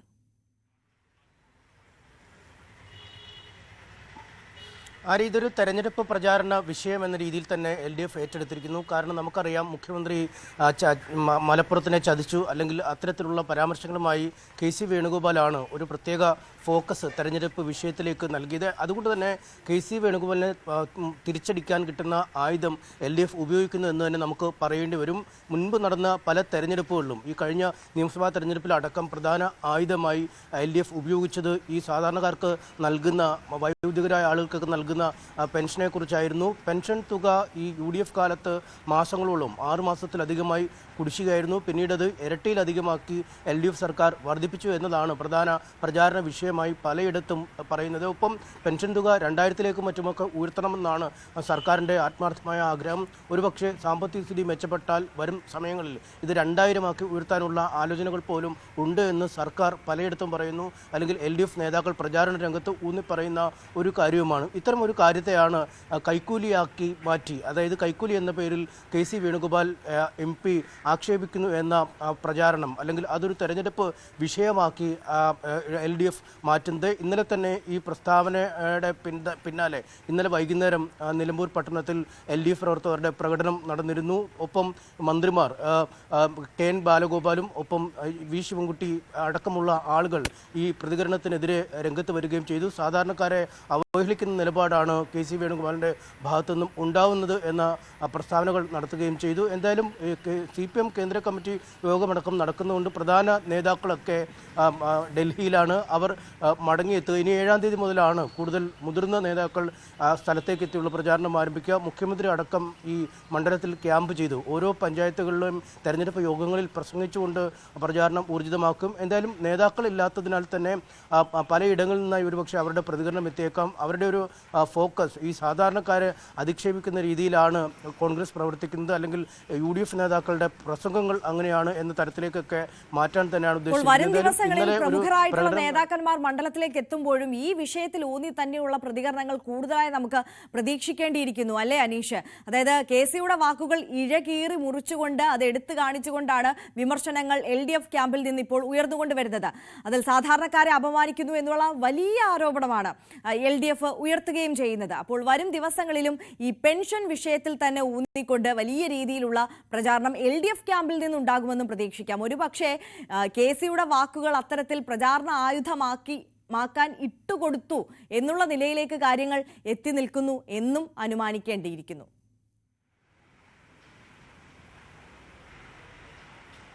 തീർച്ചയായും തെരഞ്ഞെടുപ്പ് കാലമാണ്. നേതാക്കൾ പറയുന്ന ഓരോ വാക്കുകളിലും വാചകങ്ങളിലുമൊക്കെയുള്ള ഇഴകീറി പരിശോധന തെരഞ്ഞെടുപ്പ് കാലത്ത് നടക്കും. അതുകൊണ്ട് തന്നെയാണ് ഈ KC വേണുഗോപാൽ ആദ്യം പറഞ്ഞത് LDFനൊരു പ്രതിരോധത്തിലേക്ക് നീക്കുന്നത്. അതായത് മാസങ്ങൾക്ക് മുമ്പ് നടന്ന സംഭവമാണെങ്കിൽ പോലും മലപ്പുറത്തിൻ്റെ ഹവാല കണക്കുകളും കള്ളക്കടത്ത് കണക്കുകൾക്കുമൊക്കെ മുഖ്യമന്ത്രിയുടെ പേരിൽ വന്ന് മുഖ്യമന്ത്രി പിന്നീട് തിരുത്തുന്നു, മാറ്റുന്നു. ഈ പ്രസിദ്ധീകരിച്ച പത്രം അത് തിരുത്തുന്നു. PR-മായി ബന്ധപ്പെട്ട ഒരു പരസ്യം ലേഖനമാണ് എന്ന് വിലയിരുത്തൽ വരുന്നു. അങ്ങനെ ആ വിഷയം വലിയ രീതിയിൽ ചർച്ച ചെയ്ത് ദിവസങ്ങളോട് നടത്തിയെങ്കിലും അത് വീണ്ടും മലപ്പുറത്ത് മലപ്പുറത്തൊരു തെരഞ്ഞെടുപ്പ് നടക്കുമ്പോൾ അത് വീണ്ടും അന്തരീക്ഷത്തിലേക്ക് ഇടുന്ന ഒരു നീക്കമാണ് KC വേണുഗോപാലിൻ്റെ ഭാഗത്തുണ്ടായത്. അതുകൊണ്ട് തന്നെ അതേ KC വേണുഗോപാലിൻ്റെ നാക്കിൽ നിന്നും ഉണ്ടായ ഒരു വാചകം അതിൽ പിടിച്ച് തന്നെ കയറാനാണ് LDFൻ്റെ തീരുമാനം. ഒപ്പം ഇവിടെ പ്രവർത്തിക്കുന്ന ഏറ്റവും, അല്ലെങ്കിൽ ഈ തെരഞ്ഞെടുപ്പിന് ചുക്കാൻ പിടിക്കുന്ന ഏറ്റവും പ്രധാനപ്പെട്ട നേതാവ്, കോൺഗ്രസിൻ്റെ തന്നെ ഈ പട്ടിക അനുസരിച്ച് 2ാമത്തെ നേതാവാണ് KC വേണുഗോപാൽ. അതുകൊണ്ട് ഏറ്റവും മുതിർന്ന നേതാക്കളെ തന്നെ ആക്രമിച്ച് താഴേക്ക് നീങ്ങാം എന്നൊരു തീരുമാനത്തിലേക്ക് LDF എത്തിയിരിക്കുന്നു. മറുവശത്ത് മുഖ്യമന്ത്രിയാണ് LDFൻ്റെ ഏറ്റവും വലിയ നേതാവ്. മുഖ്യമന്ത്രി കടന്നാക്രമിച്ചുകൊണ്ടാണ് UDF ക്യാമ്പുകൾ മുന്നോട്ട് പോകുന്നത്. എന്തായാലും പരസ്പരമുള്ള ഒരു പോരിലേക്ക് ഇത് നീക്കാൻ തന്നെയാണ് LDFനും UDFനും താല്പര്യം. ഒരു രാഷ്ട്രീയ പോരാട്ടമെന്നാണ് രണ്ട് മുന്നണിയിലെയും പ്രധാന നേതാക്കളൊക്കെ പറയുന്നത്. അൻവർ എന്ന വിഷയത്തെ പാടെ അവഗണിച്ചുകൊണ്ട് ഞങ്ങൾ തമ്മിലാണ് യഥാർത്ഥ പോരാട്ടം നടക്കുന്നത്, ഞങ്ങൾ തമ്മിലാണ് വാക്പോര് നടക്കേണ്ടത് എന്ന രീതിയിലേക്ക് തന്നെയാണ് കാര്യങ്ങൾ കൊണ്ടുപോകുന്നത്? തീർച്ചയായും MS അനീഷ് കുമാറാണ് വിവരങ്ങൾ നൽകിയത്. അനീഷ് സൂചിപ്പിച്ചതുപോലെ തന്നെ അൻവർ ഉയർത്തുന്ന ആരോപണങ്ങൾക്കും വിമർശനങ്ങൾക്കും പരാമർശങ്ങൾക്കും ഒന്നും മറുപടി പറഞ്ഞ് സമയം കളയാനുള്ളതല്ല. ശക്തമായ രാഷ്ട്രീയം സംസാരിച്ചുകൊണ്ട് ജനങ്ങളെ ബാധിക്കുന്ന വിഷയങ്ങൾ സംസാരിച്ചുകൊണ്ട് പ്രചാരണം മുന്നോട്ട് കൊണ്ടുപോകാനാണ് ഇടത് വലത് മുന്നണികൾ ഇപ്പോൾ അവിടെ ശ്രമിച്ചുകൊണ്ടിരിക്കുന്നത്. അതിൽ നിരവധി പ്രശ്നങ്ങൾ ഈ LDFും UDFും തമ്മിൽ മാത്രമാണ് ഇവിടെ മത്സരം നടക്കുന്നത് എന്നുള്ള പ്രതീതി വരുത്തി തീർക്കാൻ ഇരു ക്യാമ്പുകളും സജീവമായി ശ്രമിക്കുകയും ചെയ്യുന്നുണ്ട്. അനവധി പ്രശ്നങ്ങൾ ഉയർത്തുന്നു, വികസന നേട്ടങ്ങൾ എണ്ണിപ്പറയുന്നു LDF. മറ്റ് വികസന മുരടിപ്പും സർക്കാർ വിരുദ്ധ പരാമർശങ്ങളും സാഹചര്യങ്ങളും ഒക്കെ ഉയർത്തിക്കാണിക്കുന്നു UDF. അത്തരത്തിൽ വളരെ സജീവമായി കൊണ്ടും കൊടുത്തും നിലമ്പൂരിലെ പ്രചാരണ ദിനങ്ങൾ മുന്നോട്ട് പോയിക്കൊണ്ടേ ഇരിക്കുകയാണ്. ഇന്നലകളിൽ അൻവറിനൊപ്പം നിന്നവർ എല്ലാം ഇത്തവണ വോട്ട് ചെയ്യുമ്പോൾ UDFിനൊപ്പമാകുമെന്ന് VT ബൽറാം. VV പ്രകാശിനെ സംഘപരിവാർ ആക്കിക്കൊണ്ടുള്ള പ്രചാരണം വരെ നടത്തിയിട്ടും LDFും അൻവറും കഴിഞ്ഞ തവണ കേവലം 2700 വോട്ടിനാണ് വിജയിച്ചത്. ഇത്തവണ അതുണ്ടാകില്ല. ഇത്തവണത്തെ മത്സരം LDFും UDFും തമ്മിൽ മാത്രമാണ്. M സുരാജ് പിണറായി സർക്കാരിന്റെ പ്രതിപുരുഷനാണെന്നും സർക്കാരിന്റെ ജനവിരുദ്ധ നയങ്ങൾക്കെതിരായ പോരാട്ടമാണ് UDF നിലമ്പൂരിൽ നടത്തുന്നതെന്നും VT ബൽറാം ന്യൂസ് 18നോട് പറഞ്ഞു. UDF സ്ഥാനാർത്ഥി ആര്യടൻ ഷൗക്കത്തിന്റെ വിജയത്തിനായി കോൺഗ്രസ് കൈമൈമരുന്ന് പോരാടുകയാണ്. ശ്രീ VT ബൽറാമാണ് നമ്മോടൊപ്പം ഉള്ളത്. എങ്ങനെയുണ്ട് കളത്തിലെ പോര്? വളരെ ആവേശത്തിലേക്ക് മാറിയല്ലോ. കാരണം ഇന്നലത്തെ UDFിൻ്റെ കൺവെൻഷൻ എന്ന് പറയുമ്പോൾ തന്നെ അത് സമീപകാലത്തൊന്നും ഇല്ലാത്ത രീതിയിലുള്ള ജനപങ്കാളിത്തം കൊണ്ടും അവിടെ വന്നിരിക്കുന്ന ആളുകളുടെ ആവേശം കൊണ്ടുമൊക്കെ ഞങ്ങൾക്ക് വലിയ പ്രതീക്ഷ ഉളവാക്കുന്ന ഒരു കൺവെൻഷനാണ്. അപ്പോൾ അതിൻ്റെ തുടർച്ചയായിട്ടുള്ള പ്രവർത്തനങ്ങളിലേക്ക് ഞങ്ങൾ പോവുകയാണ്. യഥാർത്ഥത്തിൽ അതിൻ്റെ തുടർച്ച എന്നുള്ള നിലയിലല്ല, അതിന് മുൻപോടിയായിട്ട് തന്നെ ഞങ്ങളുടെ ഫീൽഡ് തല പ്രവർത്തനങ്ങൾ ആരംഭിച്ച് ഒന്നാം ഘട്ടം പൂർത്തീകരിച്ചു കഴിഞ്ഞു. അപ്പോൾ ഇവിടുത്തെ 263 ബൂത്തുകളിലും ഒന്നാം ഘട്ട പ്രചരണ പ്രവർത്തനങ്ങൾ ആദ്യത്തെ അഭ്യർത്ഥനയുമായി UDF പ്രവർത്തകർ വീട് വീടാന്തരം കയറി ഒരു വീട് പോലും ഒഴിവില്ലാതെ മുഴുവൻ ഇതിനോടകം പൂർത്തീകരിച്ചു കഴിഞ്ഞു. ഇന്ന് അതിൻ്റെ റിവ്യൂ മീറ്റിംഗ്സ് ഒക്കെ ആയിട്ട് മുന്നോട്ട് പോവുകയാണ്. അപ്പോൾ വളരെ അടുക്കും ചുറ്റോട് കൂടിയിട്ടുള്ള സിസ്റ്റമാറ്റിക് ആയിട്ടുള്ള പ്രവർത്തനം ഞങ്ങൾക്ക് നടത്താൻ സാധിക്കുന്നുണ്ട്. എല്ലാ വിഭാഗം ആളുകളുടെയും പിന്തുണ ലഭിക്കുന്നുണ്ട്. അതുകൊണ്ട് തന്നെ ചരിത്ര ഭൂരിപക്ഷം എന്ന് പറയുമ്പോൾ അതിലൊട്ടും അതിശയോക്തിയില്ല.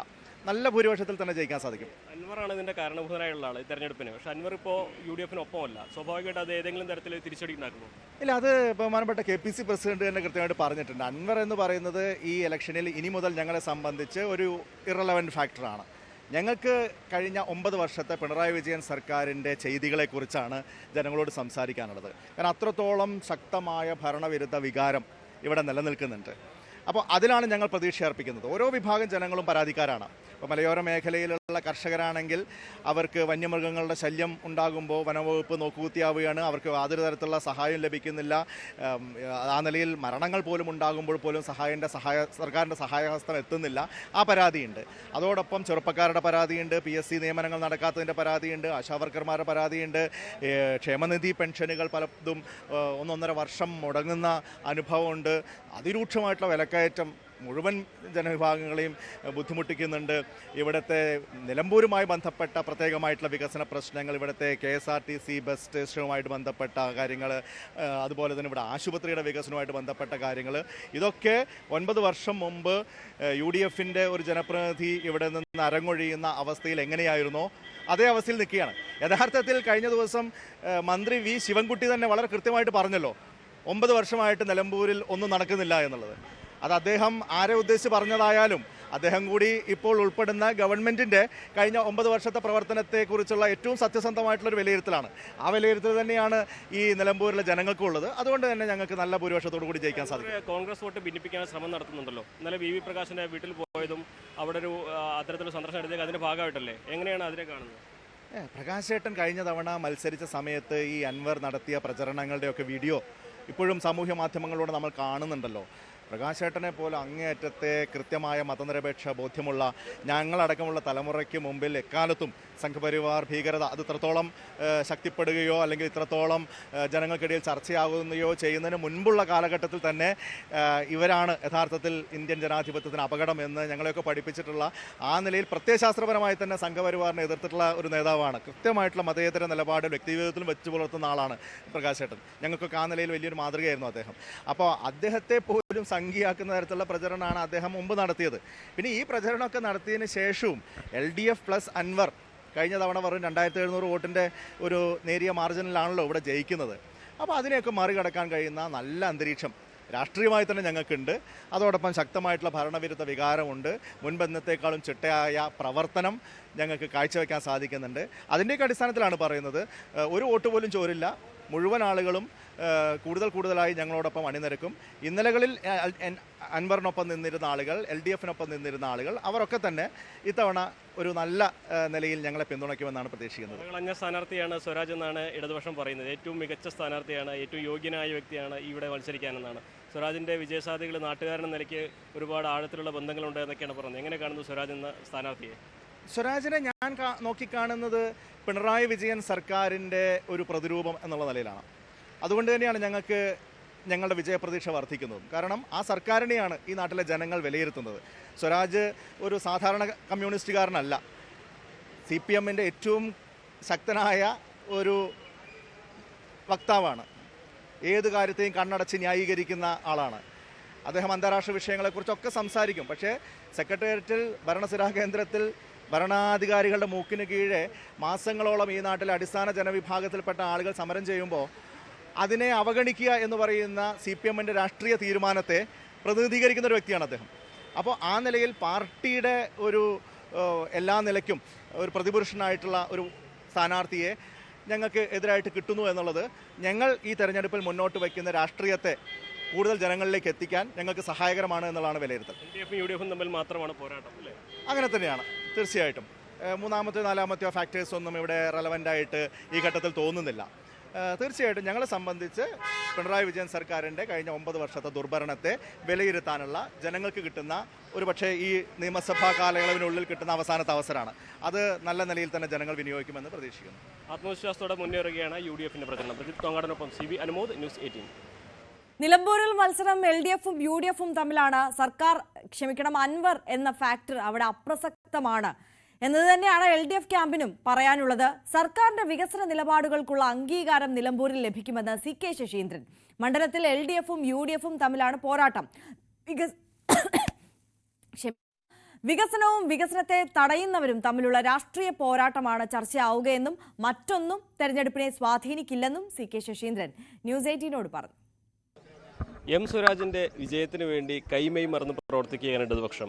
ഓരോ മേഖലയുടെയും ചുമതല പ്രധാനപ്പെട്ട നേതാക്കൾക്ക് നൽകിയിട്ടുണ്ട്. അതോടൊപ്പം CK ശശീന്ദ്രൻ ചേരുന്നുണ്ട്. അദ്ദേഹം പോത്തുകല്ല് വെള്ളിമറ്റം ഭാഗത്താണ്. ഈ ഒരു ക്ലസ്റ്ററിൻ്റെ ചുമതലയാണ് അങ്ങേക്ക് അല്ലേ?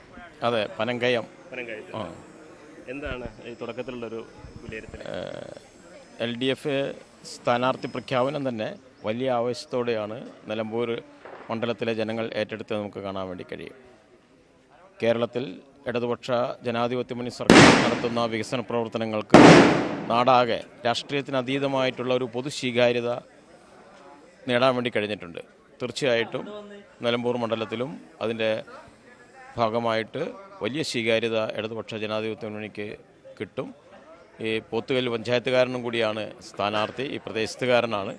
ആർക്കും പരിചയപ്പെടുത്തേണ്ട വിഷയങ്ങളും കാര്യങ്ങളൊന്നുമില്ല എന്നുള്ളതും വളരെ പ്രധാനപ്പെട്ട ഒരു അനുകൂല ഘടകമാണ് നമുക്ക് കാണാൻ വേണ്ടി കഴിയും. തീർച്ചയായും നിലമ്പൂർ ഉപതെരഞ്ഞെടുപ്പ് അടിച്ചേൽപ്പിക്കപ്പെട്ടൊരു ഉപതെരഞ്ഞെടുപ്പാണ് നമുക്ക് കാണാൻ വേണ്ടി കഴിയും. തീർച്ചയായിട്ടും ജനങ്ങൾ ആ തെരഞ്ഞെടുപ്പിൽ ഇടതുപക്ഷത്തിൻ്റെ വികസന പ്രവർത്തനങ്ങൾ കഴിഞ്ഞ 8-9 വർഷമായിട്ട് ഇവിടെ നല്ല രീതിയിൽ നടന്നുകൊണ്ടിരിക്കുകയാണ്. അതിൻ്റെ പിന്തുണയും തുടർ വികസനത്തിനും വേണ്ടി ഇടതുപക്ഷ ജനാധിപത്യ സ്ഥാനാർത്ഥി എന്ന നിലക്ക് സ്വരാജ് വലിയ ഭൂരിപക്ഷത്തോടെ വിജയിപ്പിച്ചെടുക്കാനുള്ള വലിയ പരിശ്രമത്തിലാണ് സാധാരണ വോട്ടർമാർ ഉൾപ്പെടെയുള്ള ജനങ്ങൾ. ദുഷ്കോണ മത്സരമാണ്. PV അൻവർ കൂടി വന്നതോടെ എങ്ങനെയാണ് അൻവറിൻ്റെ സ്ഥാനാർത്ഥിത്വം ഈ തെരഞ്ഞെടുപ്പിൽ മാറ്റമുണ്ടാക്കുക, സ്വാധീനമുണ്ടാക്കുക? ഇവിടെ ഏറ്റവും പ്രധാനപ്പെട്ട മത്സരം ഇടതുപക്ഷ ജനാധിപത്യ മുന്നണിയും UDFും തമ്മിലാണ്. സ്വാഭാവികമായിട്ടും UDFിൻ്റെ തെറ്റായ രാഷ്ട്രീയ കാര്യങ്ങളാണ് ഈ തെരഞ്ഞെടുപ്പിൽ ചോദ്യം ചെയ്യപ്പെടുക. ഇപ്പോൾ കേരളത്തിലെ ഗവൺമെൻറ്റിന് കിട്ടേണ്ടുന്ന ന്യായമായ സാമ്പത്തിക സഹായം മറ്റു കാര്യങ്ങൾ നിഷേധിക്കുമ്പോൾ UDF BJPയോടൊപ്പം ചേർന്ന് നിൽക്കുന്നതാണ്. ഈ രാഷ്ട്രീയ വിഷയങ്ങളാണ് ചർച്ച ചെയ്യപ്പെടുക. അതുകൊണ്ട് UDFും LDFും തമ്മിൽ കേരള രാഷ്ട്രീയത്തിൽ കഴിഞ്ഞ കുറേ വർഷങ്ങളായി നടത്തിയിട്ടുള്ള പ്രവർത്തനങ്ങളുടെ വലിയ പ്രതിധ്വനി ഉണ്ടാകും. അത് രാഷ്ട്രീയത്തെ അതീതമായി ഇടതുപക്ഷത്തിന് അനുകൂലമാണ് കേരളമാകെ. അതാണ് ചർച്ച ചെയ്യപ്പെടുക. മറ്റു കാര്യങ്ങളെല്ലാം സാധാരണഗതിയിൽ വലിയ ചർച്ചയ്ക്ക് വരുന്ന കാര്യങ്ങളല്ല. അൻവറിന്റെ സ്ഥാനാർത്ഥിത്വം ഒരു സ്വാധീനം ഉണ്ടാക്കില്ലേ ഇടതുപക്ഷത്തിന് അനുകൂലമായിട്ട്? ഇടതുപക്ഷ അദ്ദേഹം ജയിച്ചതും ഇടതുപക്ഷത്തിൻ്റെ പിന്തുണയോടെയാണല്ലോ. ഇടതുപക്ഷത്തിൻ്റെ രാഷ്ട്രീയം എല്ലാവർക്കും മനസ്സിലാവും. ഇടതുപക്ഷത്തിൻ്റെ രാഷ്ട്രീയം ഉയർത്തിപ്പിടിച്ചുകൊണ്ട് തന്നെ സ്വരാജ് ഈ മണ്ഡലത്തിൽ നല്ല രീതിയിലുള്ള പ്രവർത്തനങ്ങളാണ് കാഴ്ചവെക്കുന്നത്. ജനങ്ങളത് നെഞ്ചേറ്റ് ഏറ്റെടുത്ത് കഴിഞ്ഞിട്ടുണ്ട്. തീർച്ചയായിട്ടും വലിയ മുന്നേറ്റം ഉണ്ടാക്കാൻ കഴിയും. ആത്മവിശ്വാസത്തോടെ തന്നെയാണ് ഇടതുപക്ഷത്തിൻ്റെ പ്രചാരണ പ്രവർത്തനങ്ങൾ മുന്നോട്ട് പോകുന്നത്. രജിത് കോങ്ങാടിനൊപ്പം CB അനുമോദ്, ന്യൂസ് 18. വീണ്ടും തിരികെ വാർത്തകളിലേക്ക്. കഴിഞ്ഞ ദിവസം ന്യൂസ് 18 പ്രേക്ഷകരിലേക്ക് എത്തിച്ച ഒരു വാർത്തയായിരുന്നു കാസർഗോഡ് ചാലിങ്കാലിൽ ദേശീയപാത നിർമ്മാണവുമായി ബന്ധപ്പെട്ട അശാസ്ത്രീയമായ രീതിയിലുള്ള പ്രവൃത്തികൾ നടക്കുന്നു എന്നുള്ളത്. അശാസ്ത്രീയമായ മണ്ണെടുപ്പ് മേഖലയിൽ നടക്കുന്നതിനാൽ അവിടെയുള്ള ജനജീവിതങ്ങളെ അത് സാരമായി ബാധിക്കുന്നു, അപകടക്കെണിയിലാക്കുന്നു. അതിനാൽ തന്നെ അവിടെയുള്ള ജനങ്ങൾ വലിയ രീതിയിലുള്ള പ്രതിഷേധവുമായി രംഗത്തേക്ക് എത്തിയ കാഴ്ചകളൊക്കെ പ്രേക്ഷകരിലേക്ക് എത്തിക്കുകയും ചെയ്തിരുന്നു. ഞെട്ടിക്കുന്ന ദൃശ്യങ്ങളായിരുന്നു ആ മണ്ണെടുപ്പുമായി ബന്ധപ്പെട്ടിട്ട് നമുക്ക് ലഭ്യമായത്. ഈ കരാർ കമ്പനി മണ്ണെടുപ്പ് നടത്തിയതുമായി ബന്ധപ്പെട്ട് ഇപ്പോൾ ഡിജിറ്റൽ സർവേയിൽ കണ്ടെത്തിയത് ഞെട്ടിപ്പിക്കുന്ന വസ്തുതകളാണ് എന്നുള്ളതാണ്. റവന്യൂ അധികൃതരുടെ നേതൃത്വത്തിൽ നടത്തിയ സർവേയിൽ 2 ഏക്കർ 80 സെന്റ് സ്ഥലത്ത് നിന്ന് അനധികൃത മണ്ണെടുപ്പെന്ന് കണ്ടെത്തിയിരിക്കുന്നു. പ്രദേശത്ത് 9 മീറ്റർ താഴ്ചയിലേക്ക് വെള്ളക്കെട്ടുണ്ടെന്നും വ്യക്തമായിട്ടുണ്ട്. സർവേ റിപ്പോർട്ട് ജില്ലാ കളക്ടർക്ക് സമർപ്പിക്കും. സർക്കാർ കമ്പനിയായ മേഘയ്ക്ക് ജിയോളജി വകുപ്പ് കാരണം കാണിക്കൽ നോട്ടീസ് നൽകിയിട്ടുണ്ട്. റവന്യൂ, ജിയോളജി വകുപ്പുകളുടെ അനുമതിയില്ലാതെ കരാർ കമ്പനി മണ്ണെടുപ്പ് നടത്തിയ പെരിയ ചാലിങ്കാലിൽ താലൂക്ക് സർവേയർ അജന്തകുമാറിന്റെ നേതൃത്വത്തിൽ നടത്തിയ ഡിജിറ്റൽ സർവേയിൽ 2 ഏക്കർ 80 സെന്റ് സ്ഥലത്ത് നിന്ന് 9 മീറ്റർ താഴ്ചയിലേക്ക് വെള്ളക്കെട്ടുണ്ടെന്ന് വ്യക്തമായി. വെള്ളക്കെട്ടിന് മുകളിൽ 9 മീറ്റർ ആഴം കണ്ടെത്തിയതിനാൽ ഇവിടെ മണ്ണെടുത്തുണ്ടായ ആഴത്തിന്റെ അളവ് ഇതിലും കൂടുതലായിരിക്കും എന്നാണ് സർവേ സംഘത്തിന്റെ നിഗമനം. തടാകത്തിന് സമാനമായ രീതിയിൽ വെള്ളം നിറഞ്ഞ് വീടുകളിലേക്ക് ചെളിവെള്ളം ഒഴുകിയെത്തിയതോടെ നാട്ടുകാർ നടത്തിയ പരിശോധനയിലാണ് ജനങ്ങളുടെ കണ്ണുവെട്ടിച്ചുള്ള മണ്ണുകൊള്ളയുടെ വിവരം പുറത്തുവരുന്നത്. സർവേ സംഘം നൽകുന്ന റിപ്പോർട്ട് ഹോസ്ദുർഗ് തഹസിൽദാർ ജില്ലാ കലക്ടർക്ക് സമർപ്പിക്കും. ഇതേസമയം ഇവിടെ പരിശോധന നടത്തിയ ജിയോളജി വകുപ്പ് 3 ദിവസത്തിനകം വിശദീകരണം ആവശ്യപ്പെട്ട് കരാർ കമ്പനിക്ക് കാരണം കാണിക്കൽ നോട്ടീസ് നൽകിയിട്ടുണ്ട്. ന്യൂസ് 18 കാസർഗോഡ്. അതേസമയം ദേശീയപാതാ നിർമ്മാണത്തിലെ അപാകതകൾ സംബന്ധിച്ച വിവാദങ്ങൾക്കിടെ കേന്ദ്രമന്ത്രി നിതിൻ ഗഡ്കരിയുമായി മുഖ്യമന്ത്രി ഇന്ന് കൂടിക്കാഴ്ച നടത്തുകയാണ്. ദേശീയപാതാ വികസനവുമായി ബന്ധപ്പെട്ട വിഷയങ്ങൾ ചർച്ചയാകും. പൊതുമരാമത്ത് വകുപ്പ് മന്ത്രി മുഹമ്മദ് റിയാസും കൂടിക്കാഴ്ചയിൽ ഉണ്ടാകും. VR കാർത്തിക് നാഷണൽ ഡെസ്കിൽ നിന്ന് കൂടുതൽ വിവരങ്ങളുമായി നമുക്കൊപ്പം ചേരുകയാണ്. Karthik, good morning. നമുക്കറിയാം ദേശീയപാതാ വികസനവുമായി ബന്ധപ്പെട്ടിട്ട് ഇപ്പോൾ ദേശീയപാതാ നിർമ്മാണത്തിൽ ഉണ്ടായിട്ടുള്ള പാളിച്ചകൾ, വീഴ്ചകൾ, പലയിടത്തും റോഡിൽ വിള്ളൽ സംഭവിച്ചു, താഴ്ന്ന് ഇടിഞ്ഞു പോയ സാഹചര്യം, ഈ ദേശീയപാതാ നിർമ്മാണത്തിന്റെ സൈഡുകളിൽ താമസിക്കുന്ന, അരുകുകളിൽ താമസിക്കുന്ന വീടുകൾക്കൊക്കെ എത്രത്തോളം വലിയ പ്രശ്നങ്ങൾ സംഭവിച്ചിട്ടുണ്ട്, പാരിസ്ഥിതികമായി ഇത് എങ്ങനെയൊക്കെ ബാധിക്കുന്നു എന്നുള്ള വലിയ പ്രശ്നം കേരളത്തിൽ മുന്നിൽ നിൽക്കുമ്പോഴാണ് നിതിൻ ഗഡ്കരിയുമായി മുഖ്യമന്ത്രി ഈ കൂടിക്കാഴ്ച നടത്തുന്നത് എന്നത് തന്നെയല്ലേ പ്രാമുഖ്യമായും നമ്മൾ നോക്കിക്കാണേണ്ടത്? അരിയ, വെരി ഗുഡ് മോർണിംഗ്. ദേശീയപാതയുമായി ബന്ധപ്പെട്ട് ഇപ്പോൾ നിലനിൽക്കുന്ന സമകാലിക വിവാദങ്ങൾ തന്നെയാണ് ഈ കൂടിക്കാഴ്ചയെ പ്രസക്തമാക്കുന്നത്. ഉച്ചയ്ക്ക് 1 മണിക്കാണ് കേന്ദ്ര ഗതാഗത മന്ത്രി നിതിൻ ഗഡ്കരിയുമായി മുഖ്യമന്ത്രി കൂടിക്കാഴ്ച നടത്തുന്നത്. മുഖ്യമന്ത്രിക്കൊപ്പം പൊതുമരാമത്ത് മന്ത്രി മുഹമ്മദ് റിയാസും ഒപ്പം പൊതുമരാമത്ത് സെക്രട്ടറി കെ ബിജുവും ഉണ്ടാകും. പ്രധാനമായും ഈ സാമ്പത്തിക വർഷം തന്നെ ദേശീയപാത 66ന്റെ നിർമ്മാണം പൂർത്തിയാക്കണം എന്നൊരാഗ്രഹം സംസ്ഥാന സർക്കാരിനുണ്ട്. അടുത്ത വർഷം നിയമസഭാ തെരഞ്ഞെടുപ്പാണ്. നിയമസഭാ തെരഞ്ഞെടുപ്പിന് മുമ്പ് തന്നെ ഈ ദേശീയപാത 66ന്റെ നിർമ്മാണം പൂർത്തിയാക്കണം. അതായത് 701 കിലോമീറ്റർ നീളുന്ന ഈ റോഡിന്റെ നിർമ്മാണം പൂർത്തിയാക്കണം എന്നൊരു ലക്ഷ്യമാണ് സംസ്ഥാന സർക്കാരിന് ഉള്ളത്. ഏതാണ്ട് 500-ലധികം കിലോമീറ്ററിൽ ഇപ്പോൾ റോഡ് നിർമ്മാണം പൂർത്തിയായി കഴിഞ്ഞു.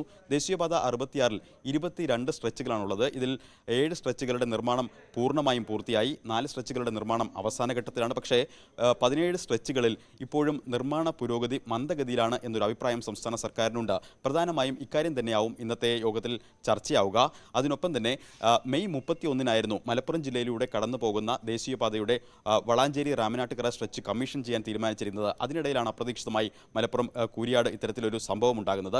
സ്വാഭാവികമായും കൂരിയാട് ഉണ്ടായ സംഭവത്തിൽ സംസ്ഥാന സർക്കാരിൻ്റെ ആശങ്ക മുഖ്യമന്ത്രി പങ്കുവയ്ക്കും. അതോടൊപ്പം തന്നെ ബദൽ മാർഗം എങ്ങനെ വേണം എന്ന കാര്യത്തിൽ സംസ്ഥാന സർക്കാരിൻ്റെ ഒരു അഭിപ്രായം കൂടി ഇന്ന് നിതിൻ ഗഡ്കരിയോട് വ്യക്തമാക്കും എന്നാണ് മനസ്സിലാകുന്നത്.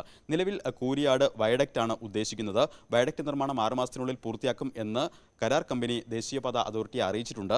എന്നാൽ 6 മാസം കൊണ്ട് ഇത് പൂർത്തിയാകാനുള്ള സാധ്യത കുറവാണ്. കാരണം നിലവിൽ ദേശീയപാതയുമായി ബന്ധപ്പെട്ട് അവിടെ തകർന്ന റോഡുകളുടെ അവശിഷ്ടങ്ങൾ നീക്കം ചെയ്യാൻ തന്നെ ഏതാണ്ട് 3 മാസം വേണ്ടിവരും. അതിനുശേഷമാവും പൈലിംഗ്, പിന്നെ അതിന് മുകളിൽ തൂണുകൾ ഉയർന്ന് അതിന് മുകളിൽ വേണം റോഡ് വരാൻ. അപ്പോൾ ഈ സാമ്പത്തിക വർഷം തന്നെ ഇത് പൂർത്തിയാക്കാൻ ലക്ഷ്യമിട്ടുള്ള സംസ്ഥാന സർക്കാരിൻ്റെ നീക്കങ്ങൾക്ക് അത് വലിയൊരു തിരിച്ചടിയാണ്. സ്വാഭാവികമായും അതുകൊണ്ട് തന്നെ നിർമ്മാണത്തിൽ വേണ്ട പുരോഗതിയും മേൽനോട്ടവും നാഷണൽ ഹൈവേ അതോറിറ്റിയുടെ ഭാഗത്തു നിന്നും കൂടുതൽ ഊർജ്ജസ്വലമായ നടപടികളും ഉണ്ടാകണം എന്നൊരു നിർദ്ദേശമാവും സംസ്ഥാനം മുന്നോട്ട് വയ്ക്കുക. നേരത്തെ ആര്യ പറഞ്ഞതുപോലെ തന്നെ ദേശീയപാത നിർമ്മാണവുമായി ബന്ധപ്പെട്ട് മറ്റു പല ആശങ്കകളുണ്ട്. ഇത്തരത്തിൽ റോഡുകൾ തകർന്ന സ്ഥലങ്ങളിലും അതോടൊപ്പം തന്നെ കനത്ത മഴയിൽ റോഡുകൾ ഇടിഞ്ഞ സ്ഥലങ്ങളിലുമൊക്കെ സമീപ പ്രദേശങ്ങളിലെ വീടുകളിലേക്കൊക്കെ വെള്ളം കയറുന്ന സാഹചര്യമുണ്ടായി.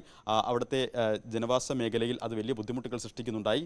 അപ്പോൾ അത്തരത്തിൽ ഉള്ള സ്ഥലങ്ങളിൽ ബദൽ മാർഗങ്ങൾ എന്തൊക്കെ വേണം എന്ന തരത്തിൽ ഉള്ള ചർച്ചകളും ഇന്നത്തെ യോഗത്തിൽ ഉണ്ടാകും എന്ന് പ്രതീക്ഷിക്കുന്നു. ആര്യ, തീർച്ചയായും. വി ആർ കാർത്തിക്കാണ് വിശദാംശങ്ങൾ പങ്കുവച്ചത്. സിൽവർ ലൈന് പച്ചക്കൊടി കിട്ടില്ലെന്ന് വ്യക്തമായതോടെ പകരം ഇ ശ്രീധരൻ നേരത്തെ മുന്നോട്ട് വെച്ച സെമി ഹൈസ്പീഡ് പദ്ധതിയെ കേരളം ഇനി അനുകൂലിക്കുമോ? മുഖ്യമന്ത്രിയുമായുള്ള കൂടിക്കാഴ്ചയ്ക്ക് പിന്നാലെ ഇ ശ്രീധരനുമായി റെയിൽവേ മന്ത്രിയുടെ ഓഫീസ് ബന്ധപ്പെട്ടത് കേന്ദ്ര പരിഗണനയിലും സെമി സ്പീഡ് പദ്ധതിയാണെന്ന സൂചനയാണ് നൽകുന്നത്. പുതിയ റെയിൽ പദ്ധതി അഭിമാന വിഷയമായി ഏറ്റെടുത്തിരിക്കുന്ന കേരളം തെരഞ്ഞെടുപ്പിന് മുൻപ് നിർണായക നീക്കം നടത്തുമെന്നാണ് സൂചന. സിൽവർ ലൈൻ പദ്ധതി പുനരുജ്ജീവിപ്പിക്കുകയായിരുന്നു മുഖ്യമന്ത്രിയുടെ നേതൃത്വത്തിലുള്ള കേരള സംഘത്തിന്റെ മുഖ്യ ലക്ഷ്യം. സിൽവർ ലൈൻ ഇല്ലെന്ന് മാത്രമല്ല, പുതിയ റെയിൽ പദ്ധതിയോട് തന്നെ കേന്ദ്ര സർക്കാരിന് യോജിപ്പില്ല. പകരം പാത ഇരട്ടിപ്പിച്ച് കൂടുതൽ വന്ദേ ഭാരത് ട്രെയിനുകളാണ് കേരള ആവശ്യത്തിന് കേന്ദ്രത്തിന്റെ മറുപടി. DPR പൂർണ്ണമായി മാറ്റാതെ സിൽവർ ലൈനിൽ ഇനി പ്രതീക്ഷ വേണ്ട. ഇതാണ് ഇ ശ്രീധരൻ മുന്നോട്ട് വെച്ച ബദൽ പദ്ധതിക്ക് സാധ്യത വർദ്ധിപ്പിക്കുന്നത്. മുഖ്യമന്ത്രിയുമായുള്ള ചർച്ചകൾക്ക് ശേഷം ഇ ശ്രീധരനെ റെയിൽവേ മന്ത്രിയുടെ ഓഫീസ് ബന്ധപ്പെട്ടത് ബദൽ പദ്ധതി കേന്ദ്രം പരിഗണിക്കുന്നതിന്റെ സൂചനയാണെന്നാണ് വിലയിരുത്തൽ. ഇ ശ്രീധരൻ മുമ്പോട്ട് വെച്ച ബദൽ പദ്ധതിയുടെ വിശദാംശങ്ങൾ ഇങ്ങനെ. തിരുവനന്തപുരം മുതൽ കണ്ണൂർ വരെയായിരിക്കും ആദ്യപാത. 80,000 കോടി രൂപയാണ് ആദ്യഘട്ട ചെലവ് കണക്കാക്കിയത്. സമ്പൂർണ്ണമാകുമ്പോൾ അത് 1 ലക്ഷം കോടി രൂപയാകും. 25 കിലോമീറ്ററിനുള്ളിൽ എല്ലാ പ്രധാന കേന്ദ്രങ്ങളിലും സ്റ്റോപ്പ് ഉണ്ടാകും. തൂണിലൂടെയും തുരങ്കത്തിലൂടെയുമായിരിക്കും ഇത് കടന്നു പോകുക. കേരളിനെ അപേക്ഷിച്ച് അതിൻ്റെ 1/3 ഭൂമി ഏറ്റെടുത്താൽ മതി. പദ്ധതി പൂർത്തിയായാൽ പാട്ടക്കരാറിൽ കൃഷി ചെയ്യാനും മറ്റുമായി ഭൂമി ഉടമസ്ഥർക്ക് തന്നെ വിട്ടു നൽകാൻ കഴിയും. കേരളത്തിൽ 350 കിലോമീറ്റർ വേഗത്തിൽ പായുന്ന ഹൈസ്പീഡ് സർവീസ് ആവശ്യമില്ല. പകരം പരമാവധി 200 കിലോമീറ്റർ മതി എന്നതാണ് ഇ ശ്രീധരന്റെ ആശയം. 135 കിലോമീറ്റർ ശരാശരി വേഗത്തിൽ ട്രെയിൻ ഓടിച്ചാൽ തിരുവനന്തപുരം മുതൽ കണ്ണൂർ വരെയുള്ള 430 കിലോമീറ്റർ ദൂരം 3 മണിക്കൂർ 15 മിനിറ്റ് കൊണ്ട് പിന്നിടാം. പക്ഷേ ആദ്യം ഈ പദ്ധതി കേരളം ഏറ്റെടുക്കണം. പുതിയ റെയിൽ പദ്ധതി അഭിമാന വിഷയമായി കാണുന്ന സംസ്ഥാന സർക്കാർ തെരഞ്ഞെടുപ്പ് മുന്നിൽ കണ്ട് ഇതിനെ അനുകൂലിക്കുമോ? കാത്തിരുന്ന് കാണാം. ന്യൂസ് 18 തിരുവനന്തപുരം. ഇനി സെമി ഹൈസ്പീഡ് പദ്ധതിയിലേക്കാണോ കേരളം എത്തി നിൽക്കാൻ പോകുന്നത് എന്നുള്ളതാണ് നമുക്ക് മുന്നിലുള്ള ആകാംക്ഷ, അല്ലേ? ഇന്ത്യൻ ആക്രമണത്തിൽ നേരത്തെ സമ്മതിച്ചതിനേക്കാൾ കൂടുതൽ നാശനഷ്ടങ്ങൾ ഉണ്ടായതായി പാകിസ്ഥാൻ സ്ഥിരീകരിച്ചു. 8 സ്ഥലങ്ങളിൽ അധികമായി നാശനഷ്ടങ്ങൾ സംഭവിച്ചതായി പാകിസ്ഥാൻ ആഭ്യന്തര സൈനിക ഓപ്പറേഷൻ ബന്യാൻ ഉൻ മർസൂസ് സംബന്ധിച്ച രഹസ്യരേഖയിൽ പറയുന്നു. അപർണ കുറുപ്പ് കൂടുതൽ വിശദാംശങ്ങളുമായി ന്യൂസ് ഡെസ്കിൽ നിന്ന് നമുക്കൊപ്പം ചേരുകയാണ്. Aparna, good morning. നമുക്കറിയാം, ഈ സേനയുടെ രഹസ്യരേഖയാകുമ്പോൾ അതിലെ ഓരോ അക്ഷരവും കീറുകൃത്യമായിരിക്കും, അതിൽ പറയുന്ന ഓരോ കാര്യങ്ങളും അത്രത്തോളം സത്യസന്ധമായിരിക്കും എന്നുള്ളത്. അപ്പോൾ ഈ നിർണായകമായ എയർ ബേസുകളും ആണവ മേഖലകൾക്കും അപ്പുറം കനത്ത നാശനഷ്ടം മറ്റ് പ്രധാനപ്പെട്ട 8 മേഖലകളിൽ കൂടി ഇന്ത്യ നാശം വിതച്ചിട്ടുണ്ട് പാകിസ്ഥാനിൽ എന്നുള്ളതാണോ ഈ രേഖയിൽ വ്യക്തമാക്കുന്നത്? ആര്യ, ഇതിൽ പ്രധാനമായിട്ടും പാകിസ്ഥാൻ ഉദ്ദേശിക്കുന്ന ഒരു ലക്ഷ്യമുണ്ട്. അതേത് തരത്തിലാണെന്ന് പറഞ്ഞു കഴിഞ്ഞാൽ, ഇപ്പോൾ അന്താരാഷ്ട്ര തലത്തിൽ ഓപ്പറേഷൻ സിന്ദൂറുമായി ബന്ധപ്പെട്ട് പ്രതിനിധി സംഘങ്ങൾ തന്നെ മറ്റു രാജ്യങ്ങളിലെത്തി ഇന്ത്യ എന്തുകൊണ്ട് ഇത്തരൊരു സൈനിക നീക്കത്തിലേക്ക് കടന്നു എന്നതിനുള്ള വിശദീകരണം കൊടുക്കുകയും ആ തരത്തിലുള്ള ചർച്ചകൾ നടക്കുന്ന സമയമാണ്. ആ സമയത്തു കൂടിയാണ് പാകിസ്ഥാൻ സർക്കാർ രേഖയായ ഡോസിയർ വഴി കൂടുതൽ സ്ഥലങ്ങളിലേക്ക് ഇന്ത്യ ആക്രമണം നടത്തി എന്ന തരത്തിലുള്ള വിവരങ്ങൾ പുറത്തുവിടുന്നത്. ഇതിനകത്ത് കേന്ദ്ര സർക്കാർ അല്ലെങ്കിൽ ഇന്ത്യ സർക്കാർ ഇതിൽ വ്യക്തമാക്കിയിരുന്നത്, നമ്മൾ പാകിസ്ഥാനിലെ 4 ഭീകര സംഘടനയുടെ അടിസ്ഥാന സൗകര്യങ്ങൾ, പാകിസ്ഥാൻ ഒക്കുപ്പൈഡ് കാശ്മീരിലെ 5 സൈറ്റുകൾ ലക്ഷ്യമിട്ട് ആക്രമണം നടത്തിയെന്നാണ് ഇന്ത്യ പുറത്തേക്ക് വിട്ട കണക്കുകൾ. അത് ജെയ്ഷ് ഇ മുഹമ്മദ് ആണെങ്കിൽ, ലഷ്കർ ഇ തോയ്ബ ആണെങ്കിൽ, ഹിസ്ബുൾ മുജാഹിദ്ദീൻ തുടങ്ങിയ സംഘടനകളുടെ പ്രധാന കേന്ദ്രങ്ങൾ അതിനകത്തുണ്ടായിരുന്നു. ബഹാവൽപൂരിലെ ജെയ്ഷ് ഇ മുഹമ്മദിന്റെ ആസ്ഥാനമടക്കം, മുരിദ്കയിൽ ലഷ്കർ ഇ തോയ്ബയുടെ ബേസ് അടക്കം ഇന്ത്യ ആക്രമിച്ചു എന്നായിരുന്നു. പക്ഷേ ഇപ്പോൾ പാകിസ്ഥാൻ സർക്കാർ രേഖയിലൂടെ പുറത്തുവിടുന്നത് അല്ലെങ്കിൽ പാകിസ്ഥാൻ ആരോപിക്കുന്നത് ഇതിനപ്പുറത്തേക്ക് കൂടുതൽ സിവിലിയൻ സ്ഥലങ്ങൾ കൂടി സൈനിക കേന്ദ്രങ്ങൾ കൂടി ഇന്ത്യ ആക്രമിച്ചു എന്ന തരത്തിലുള്ള ഒരു ആരോപണത്തിലേക്കാണ് കടന്നിരിക്കുന്നത്. ഇന്ത്യ കൂടുതൽ ആക്രമണം നടത്തിയെന്ന് പറയുമ്പോൾ ഇന്ത്യ ഈ പറയുന്നത് പോലെ ഭീകര സംഘടനാ കേന്ദ്രങ്ങൾ മാത്രമല്ല ആക്രമിച്ചത് എന്ന് സ്ഥാപിക്കാനുള്ള ഒരു നീക്കത്തിലേക്ക് പാകിസ്ഥാൻ കടക്കുന്നു. അങ്ങനെ 8 സ്ഥലങ്ങളിൽ നാശനഷ്ടങ്ങൾ ഉണ്ടായി എന്നാണ് പാകിസ്ഥാൻ പുറത്തുവിടുന്ന വിവരം. അതിൽ പെഷവാർ ഉണ്ട്, ഛാങ് ഉണ്ട്, സിന്ധിലുള്ള ഹൈദരാബാദ് ഉണ്ട്, പഞ്ചാബിലുള്ള ഗുജറാത്ത്, ഗുജ്റൻവാല, ഭവൽ നഗർ, അറ്റാക്ക് ചോർ തുടങ്ങിയ സ്ഥലങ്ങളിലൊക്കെ ഈ ഇന്ത്യ വ്യോമാക്രമണത്തിൽ തകർന്ന സ്ഥലങ്ങളുടെ ദൃശ്യങ്ങളൊക്കെ പുറത്തുവിടുന്ന ഒരു സാഹചര്യമുണ്ട്. ഇതിൽ സാധാരണക്കാർക്ക് ജീവഹാനി ഉണ്ടായിട്ടുണ്ട് എന്ന് പാകിസ്ഥാൻ ആരോപിക്കുകയും ചെയ്യുന്നു. ഇത് ഇന്ത്യ പരിപൂർണമായിട്ടും ഈ പ്രചാരണത്തെ കളയുന്ന വാർത്ത ഈ കഴിഞ്ഞ മണിക്കൂറുകളിൽ വന്നിട്ടുണ്ട്. ഇതിൽ ലക്ഷ്യമിടുന്നത് പാകിസ്ഥാൻ ഈ സർക്കാർ ദോസിയർ പാകിസ്ഥാൻ പാക് മാധ്യമങ്ങൾക്ക് പങ്കുവച്ചിരിക്കുന്നു, അന്താരാഷ്ട്ര മാധ്യമങ്ങൾക്കും പങ്കുവച്ചിരിക്കുന്നു. അതായത് ഇന്ത്യ പറയുന്നത് പോലെയല്ല സാധാരണക്കാർക്ക് നേരെ, സാധാരണക്കാരുടെ സ്ഥലങ്ങൾക്ക് നേരെ, പാകിസ്ഥാന്റെ സൈനിക കേന്ദ്രങ്ങൾക്ക് നേരെയും ഇന്ത്യ ആക്രമണം നടത്തിയിട്ടുണ്ട്. അത് ഈ തീവ്രവാദ കേന്ദ്രങ്ങളെ മാത്രം ലക്ഷ്യമിട്ടു എന്നുള്ള ഇന്ത്യയുടെ വാദം തള്ളിക്കളയാനുള്ള ഒരു നീക്കം കൂടിയാണ് പാകിസ്ഥാന്റെ ഭാഗത്ത് നിന്ന് നടക്കുന്നത്. ഇതിൽ പാകിസ്ഥാൻ ഇത് ചെയ്യുന്നത് അന്താരാഷ്ട്ര സമൂഹത്തെ അഭിസംബോധന ചെയ്തുകൊണ്ടാണ്. പ്രത്യേകിച്ച് പ്രതിനിധി സംഘങ്ങൾ, ഇന്ത്യയുടെ പ്രതിനിധി സംഘങ്ങൾ ഓപ്പറേഷൻ സിന്ദൂറുമായി ബന്ധപ്പെട്ട് മറ്റ് ലോകരാജ്യങ്ങൾ സന്ദർശിക്കുന്ന സമയത്ത് തന്നെ ഈ ഇന്ത്യ നടത്തിയത് ഭീകരവിരുദ്ധ പ്രവർത്തനം മാത്രമല്ല എന്ന് സ്ഥാപിക്കാനുള്ള പാകിസ്ഥാന്റെ നീക്കം കൂടിയാണ്. അതിനപ്പുറത്തേക്ക് ഇന്ത്യ ഒരു വലിയ നാശനഷ്ടം ഉണ്ടാക്കി അല്ലെങ്കിൽ ഇന്ത്യയുടെ സൈന്യത്തിന് മുന്നിൽ തിരിച്ചടി ഉണ്ടായി എന്ന് പറയുന്നതിനപ്പുറത്തേക്ക് പാകിസ്ഥാൻ ഇതിലൊരു ഗൂഢലക്ഷ്യം പാകിസ്ഥാൻ ഇതിനകത്തുണ്ട്. ഇതാണ്. ഏതായാലും ഇന്ത്യ ഈ കഴിഞ്ഞ മണിക്കൂറുകൾ അത് പരിപൂർണമായിട്ട് തള്ളിക്കളഞ്ഞിരിക്കുന്നു. ഒരുപക്ഷെ ഇനിയും അന്താരാഷ്ട്ര തലത്തിൽ പാകിസ്ഥാൻ ഈ ആരോപണം ഉന്നയിക്കുകയാണെങ്കിൽ ഇന്ത്യ ഒരുപക്ഷെ ഇതിന് ഘടകവിരുദ്ധമായിട്ടുള്ള ഇന്ത്യയുടെ കയ്യിലുള്ള തെളിവുകൾ ചിലപ്പോൾ ഒരുപക്ഷെ പുറത്തു വിട്ടേക്കാം. ആ തരത്തിലേക്ക് കാര്യങ്ങൾ പോകുമോ, ഏതെങ്കിലും തരത്തിലുള്ള അഭിപ്രായവോ പ്രതികരണങ്ങളോ ഇന്ത്യയുടെ രാഷ്ട്രീയ നേതാക്കളിൽ നിന്നോ പ്രതിരോധ മന്ത്രാലയത്തിന്റെ ഭാഗത്ത് നിന്ന് ഉണ്ടാകുമോ എന്ന് കൂടിയാണ് ഇനി കണ്ടറിയാനിരിക്കുന്നത്. ആര്യ, തീർച്ചയായും അപർണ സൂചിപ്പിച്ചതുപോലെ തന്നെ ഈ ഇന്ത്യയെ അന്താരാഷ്ട്ര തലത്തിൽ ലോകരാജ്യങ്ങൾക്ക് മുമ്പിൽ കരിനിഴലിൽ നിർത്താനുള്ള ഒരു ഗൂഢ ലക്ഷ്യം കൂടിയാണ് പാകിസ്ഥാൻ ഇതിലൂടെ മുന്നിൽ കാണുന്നത് എന്ന് വേണം നമുക്ക് മനസ്സിലാക്കാൻ കൂടി. പഞ്ചാബ് മുഖ്യമന്ത്രി ഭഗവത് മാന്റെ ഒരു രാഷ്ട്രം ഒരു ഭർത്താവ് പരാമർശം വിവാദത്തിന് തിരികൊളുത്തി. പഹൽഗാം ഭീകരാക്രമണത്തിൽ കൊല്ലപ്പെട്ടവരുടെ വിധവകളെ അപമാനിക്കുന്നതാണ് പ്രസ്താവനയെന്ന് BJP ആരോപിച്ചു. അതോടൊപ്പം ഇന്ത്യ പാകിസ്ഥാൻ സൈനിക സംഘർഷത്തിനിടെ ട്രംപിന്റെ ആഹ്വാനത്തെ തുടർന്നാണ് നരേന്ദ്രമോദി കീഴടങ്ങിയതെന്ന രാഹുൽ ഗാന്ധിയുടെ പ്രസ്താവനയും വിവാദമായിട്ടുണ്ട്. പാകിസ്ഥാന് വേണ്ടി ഹൃദയമിടിക്കുന്ന രാഹുൽ ഗാന്ധിയിൽ നിന്ന് ഇതാണ് പ്രതീക്ഷിക്കേണ്ടതെന്നാണ് BJP ദേശീയ വക്താവ് പ്രദീപ് ഭണ്ഡാരി പ്രതികരിച്ചത്. കോട്ടയം തൃക്കൊടിത്താനത്ത് വീട്ടമ്മ മുറിയിൽ മരിച്ച നിലയിൽ കാണപ്പെട്ട സംഭവം കൊലപാതകമെന്ന് കണ്ടെത്തി പോലീസ്. ഏപ്രിൽ 28-നാണ് അനീഷിന്റെ ഭാര്യ മല്ലികയെ വീട്ടിൽ മരിച്ച നിലയിൽ കണ്ടെത്തിയത്. ഭർത്താവ് അനീഷ് തന്നെയാണ് മല്ലികയെ കൊലപ്പെടുത്തിയതെന്നാണ് ശാസ്ത്രീയ പരിശോധനയ്ക്കൊടുവിൽ പോലീസ് കണ്ടെത്തിയിരിക്കുന്നത്.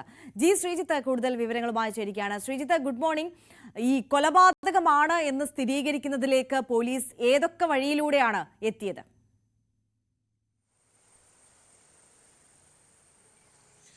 പോലീസിനെ വലിയ ആശയക്കുഴപ്പത്തിലാക്കിയ ഒരു കേസായിരുന്നു ഇത്. പ്രത്യേകിച്ച് ഈ ഭാര്യയും ഭർത്താവും ഒരുമിച്ച് രാത്രി ഇരുന്ന് മദ്യപിച്ചു. അതിനുശേഷം ഈ ഭർത്താവ് എപ്പോഴോ ഉറങ്ങിപ്പോയി എന്നാണ് പറയുന്നത്.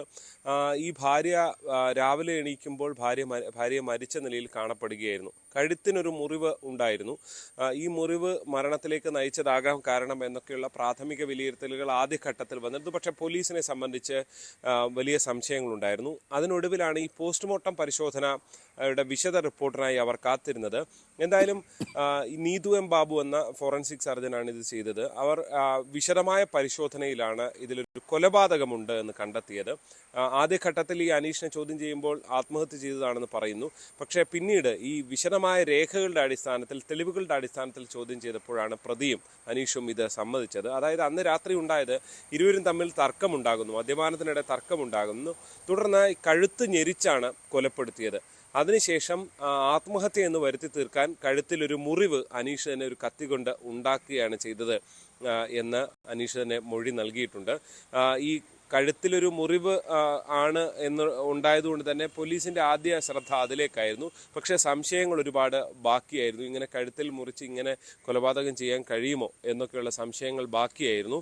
പിന്നീടാണ് ഈ വിശദമായ പരിശോധനയിലാണ്, പോസ്റ്റ്മോർട്ടം പരിശോധനയാണ് കഴുത്തു ഞെരിച്ചാണ്, ഞെരിഞ്ഞതാണ്, ശ്വാസം മുട്ടിയാണ് മരണത്തിലേക്ക് നയിച്ചത് എന്ന് കണ്ടെത്തുകയായിരുന്നു.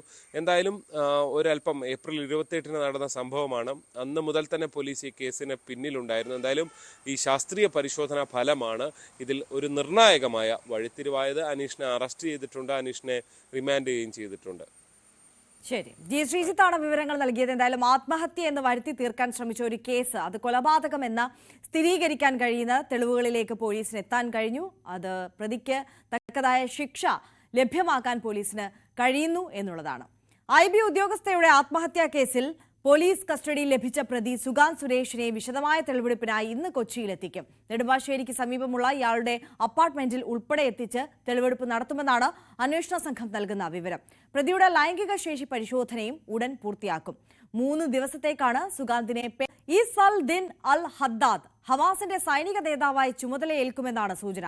ഇസ്രായേൽ നടത്തിയ വ്യോമാക്രമണത്തിൽ ഹമാസിന്റെ സൈനിക വിഭാഗത്തിന് തലവനായ മുഹമ്മദ് സിൻവാർ കൊല്ലപ്പെട്ട സാഹചര്യത്തിലാണ് നീക്കം. ഗാസയിലെ ഹമാസിന്റെ നേതൃത്വത്തിൽ അവശേഷിക്കുന്ന ഏറ്റവും മുതിർന്ന കമാൻഡറാണ് അൽ ഹദ്ദാദ്. ആയിഷത്തുൽ ഷംന കൂടുതൽ വിവരങ്ങളുമായി ചേരുകയാണ്. Shamna, good morning. ഇസ്രായേൽ വകവരുത്തിയ മുഹമ്മദ് സിൻവാറിന് പകരമൊരു തലവനെ കണ്ടെത്തിയിരിക്കുന്നു ഹമാസ്, അല്ലേ? Arya, good morning. തീർച്ചയായും ഹമാസിന്റെ മുതിർന്ന നേതാക്കളെല്ലാം കൊല്ലപ്പെട്ട സാഹചര്യത്തിൽ ഉയർന്നു വന്ന ഏറ്റവും പ്രധാനപ്പെട്ട ചോദ്യമായിരുന്നു ഇനി ആര്, ഹമാസിന്റെ തലവനായി ഇനി ആര് എന്നുള്ളത്. ഒപ്പം തന്നെ ഈ അൽ ഹദ്ദാദിനെ കുറിച്ച് പറയുകയാണെങ്കിൽ ഈ ഒക്ടോബർ 7-ലെ ആക്രമണത്തെ തുടർന്ന്, അതായത് ആദ്യം ഹമാസ് ഇസ്രായേലിന് നൽകിയ തിരിച്ചടി, അതിനുള്ള സൂത്രധാരൻ എന്നുകൂടിയാണ് ഈ ഹദ്ദാദിനെ അറിയപ്പെടുന്നത്. അതിന് പിന്നിലൊക്കെ ഹദ്ദാദിന്റെ നീക്കങ്ങൾ ഉണ്ടായിരുന്നു എന്നാണ് കരുതപ്പെടുന്നത്. അങ്ങനെയുള്ള ഏറ്റവും ശക്തനായ ഹമാസിന്റെ നേതാവ് തന്നെയാണ് ഇപ്പോൾ പുതിയ തലവനായി എത്തുന്നത് എന്നതാണ് ഏറ്റവും പ്രധാനപ്പെട്ട കാര്യം. കഴിഞ്ഞ വർഷത്തിലായിരുന്നു യഹിയ സിൻവാർ കൊല്ലപ്പെട്ടത്. അതിനുശേഷം പുതിയ നേതാവായി യഹിയ സിൻവാറിന്റെ സഹോദരൻ മുഹമ്മദ് സിൻവാർ രംഗത്ത് വന്നു, നേതാവായി ഉയർത്തെഴുന്നേറ്റു. പക്ഷേ അതിനൊക്കെ ശേഷം പിന്നീടും ഇസ്രായേൽ വ്യോമാക്രമണം തുടർന്നു. അങ്ങനെ ഹമാസിന്റെ പ്രധാനപ്പെട്ട നേതാക്കളെല്ലാം കൊല്ലപ്പെട്ടിരുന്നു. ഈ അൽ ഹദ്ദാദിനെ കുറിച്ച് പറയുകയാണെങ്കിൽ 1987 മുതൽ തന്നെ ഈ സൈനിക മേധാവിയായി ഉയർന്നു വന്ന ഒരു നേതാവ് കൂടിയാണ്. ഒപ്പം തന്നെ ഈ സൈനിക വിഭാഗമായ അൽഗസാം ബ്രിഗേഡിൽ മാത്രമല്ല മറ്റ് വിഭാഗങ്ങളിൽ കൂടി വിംഗ് കമാൻഡറായി പ്രവർത്തിച്ചിട്ടുണ്ട്, ബറ്റാലിയൻ നേതാവായി പ്രവർത്തിച്ചിട്ടുണ്ട്. പക്ഷെ അപ്പോഴും മുഹമ്മദ് ഷബാൻ എന്ന ഒരു നേതാവിന്റെ, അതായത് റാഫ ബ്രിഗേഡിന്റെ നേതാവായിരുന്നു മുഹമ്മദ് ഷബാൻ. ഷബാന്റെ പേരാണ് കൂടുതലായി കേട്ടപ്പെട്ടിരുന്നത്. അതായത് യഹിയ സിൻവാറിന്റെയും മുഹമ്മദ് സിൻവാറിന്റെയും ഒക്കെ ശേഷം മുഹമ്മദ് ഷബാൻ ആയിരിക്കും ഹമാസിന്റെ പുതിയ തലവൻ എന്നാണ് പ്രവചനമുണ്ടായിരുന്നത്. പക്ഷേ ഷബാൻ കൂടി കഴിഞ്ഞ വ്യോമാക്രമണത്തിൽ, ഇസ്രായേലിന്റെ കഴിഞ്ഞ ദിവസത്തെ വ്യോമാക്രമണത്തിൽ കൊല്ലപ്പെട്ടു. ഇതോടെയാണ് പിന്നീട് ആര് എന്ന ചോദ്യം കൂടുതലായി ഉയർന്നതും ഈ അൽ ഹദ്ദാദ് വരുന്നതും. എന്തായാലും ഇസ്രായേലിനെ സംബന്ധിച്ച് പല തവണ അൽ ഹദ്ദാദിനെ കൊല്ലാൻ വേണ്ടി ശ്രമിച്ചിട്ടുണ്ട്. 2008 മുതൽ അൽ ഹദ്ദാദിന്റെ വസതിക്ക് നേരെ ആക്രമണം ഉണ്ടായതായാണ് റിപ്പോർട്ടുകൾ. 2008-ലും 2012-ലും 2021-ലും 2023-ലും അടക്കം ഇസ്രായേൽ അൽ ഹദ്ദാദിന്റെ വസതിക്ക് നേരെ വ്യോമാക്രമണം നടത്തിയിട്ടുണ്ട്. പക്ഷെ അതിൽ നിന്നൊക്കെ വിദഗ്ധമായിരുന്നു അൽ ഹദ്ദാദ് രക്ഷപ്പെട്ടത്. മറ്റൊരു കാര്യം, ഈ അൽ ഹദ്ദാദിനെ സംബന്ധിച്ച് ഈ നീക്കങ്ങൾ, അതായത് ഇസ്രായേലിനെതിരെയുള്ള നീക്കങ്ങൾ, തിരിച്ചടികൾ, ഇതിനൊക്കെ പിന്നിലുള്ള ഈ ഹമാസ് എപ്പോഴൊക്കെ ഇസ്രായേലിന് നേരെ തിരിച്ചടിച്ചിട്ടുണ്ടോ അതിനൊക്കെ പിന്നിൽ അൽ ഹദ്ദാദിന്റെ കോൺട്രിബ്യൂഷൻ ഉണ്ടായിരുന്നു. അൽ ഹദ്ദാദിന്റെ വിലയിരുത്തലുകളും മറ്റ് നീക്കങ്ങളും ഉണ്ടായിരുന്നു എന്നാണ് കരുതപ്പെടുന്നത്. അങ്ങനെയെങ്കിൽ വളരെ ശക്തനായ ഹമാസിന്റെ നേതാവ് തന്നെയാണ് ഇപ്പോൾ പുതിയ തലവനായി വരുന്നത് എന്നതാണ് ഏറ്റവും പ്രധാനപ്പെട്ട കാര്യം. ആര്യ, ആയിഷത്തുൽ ഷംനയാണ് വിവരങ്ങൾ പങ്കുവച്ചത്. ബോബി ചെമ്മണ്ണൂരിന്റെ ദ്വയാർത്ഥ പ്രയോഗങ്ങൾ നടിയെ അധിക്ഷേപിക്കുക എന്ന ഉദ്ദേശത്തോടെ എന്ന് കുറ്റപത്രം.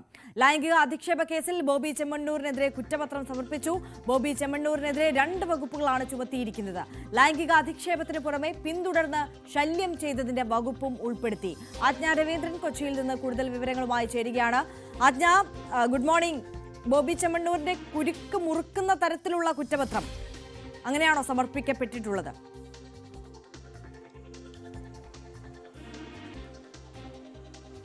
Good morning Arya. ആരെ സൂചിപ്പിച്ചതുപോലെ തന്നെ കുറ്റപത്രത്തിൽ പ്രധാനമായും 2 പ്രധാനപ്പെട്ട വകുപ്പുകളാണ് ചുമത്തിയിരിക്കുന്നത്. ഒന്ന് ലൈംഗിക അധിക്ഷേപം നടത്തി, മറ്റൊന്ന് പിന്തുടർന്ന് ശല്യം ചെയ്തു. ഈ 2 വകുപ്പുകളാണ് എറണാകുളം മജിസ്ട്രേറ്റ് കോടതിയിലാണ് അന്വേഷണ സംഘം കുറ്റപത്രം സമർപ്പിച്ചിരിക്കുന്നത്. ഈ കേസുമായി ബന്ധപ്പെട്ട സെൻട്രൽ പോലീസ് ആയിരുന്നു കേസെടുത്തിരുന്നത്. കഴിഞ്ഞ ജനുവരിയിൽ ഇതുമായി ബന്ധപ്പെട്ട് വയനാട്ടിൽ നിന്നുമാണ് ബോബി ചെമ്മണ്ണൂരിനെ അറസ്റ്റ് ചെയ്യുകയും പിന്നീട് ജാമ്യത്തിൽ വിടുകയും ചെയ്തിരുന്ന ഒരു സാഹചര്യം ഉണ്ടായിരുന്നത്. എന്തായാലും കേരളം അങ്ങേയറ്റം ചർച്ച ചെയ്തിരുന്ന ഒരു കേസായിരുന്നു. മാത്രമല്ല നടിക്കെതിരെ പ്രധാനമായും ബോബി ചെമ്മണ്ണൂർ സമൂഹ മാധ്യമങ്ങളിലൂടെ ഇത്തരത്തിലുള്ള ദ്വയാർത്ഥ പ്രയോഗങ്ങൾ നടത്തിയിട്ടുണ്ട് എന്നുള്ള കാര്യം കണ്ടെത്തിയിട്ടുണ്ട് എന്ന് കുറ്റപത്രത്തിൽ വ്യക്തമായി സൂചിപ്പിക്കുന്നുണ്ട്. മാത്രമല്ല മറ്റുള്ള പലർക്കെതിരെയും ബോബി ചെമ്മണ്ണൂർ ഇത്തരത്തിൽ ലൈംഗിക അധിക്ഷേപം നടത്തിയിട്ടുണ്ട്. അതിനുള്ള തെളിവുകൾ ശേഖരിച്ചിട്ടുണ്ട്. അതിനുള്ള പോസ്റ്റുകളും വീഡിയോകളും അന്വേഷണ സംഘം ശേഖരിച്ചിട്ടുണ്ട്. അതേസമയം ഈ ജാമ്യത്തിൽ വന്ന ശേഷം തനിക്ക് അബദ്ധം പറ്റിപ്പോയതാണെന്നും ഇങ്ങനെ മാപ്പ് പറയുന്ന സാഹചര്യം ഉണ്ടായിരുന്നു. മാത്രമല്ല തന്നോട് ഇത് മാർക്കറ്റിങ്ങിന് വേണ്ടി താൻ പലതരത്തിൽ ഇത്തരത്തിലുള്ള രീതികളൊക്കെ പ്രയോഗിച്ചിരുന്നു. പക്ഷേ അത് ആരെയും വേദനിപ്പിക്കാൻ വേണ്ടിയിട്ടായിരുന്നില്ല എന്ന് ബോബി ചെമ്മണ്ണൂർ പറയുകയുണ്ടായി. എന്നിരുന്നാൽ പോലും പ്രധാനമായും ഈ ലൈംഗികാധിക്ഷേപം നടത്തി, അതുപോലെ തന്നെ പിന്തുടർന്ന് ശല്യം ചെയ്തു. ഈ 2 കേസുകളായിരുന്നു കുറ്റപത്രത്തിൽ ചുമത്തിയിരിക്കുന്ന. ഈ 2 കേസുകളാണ്.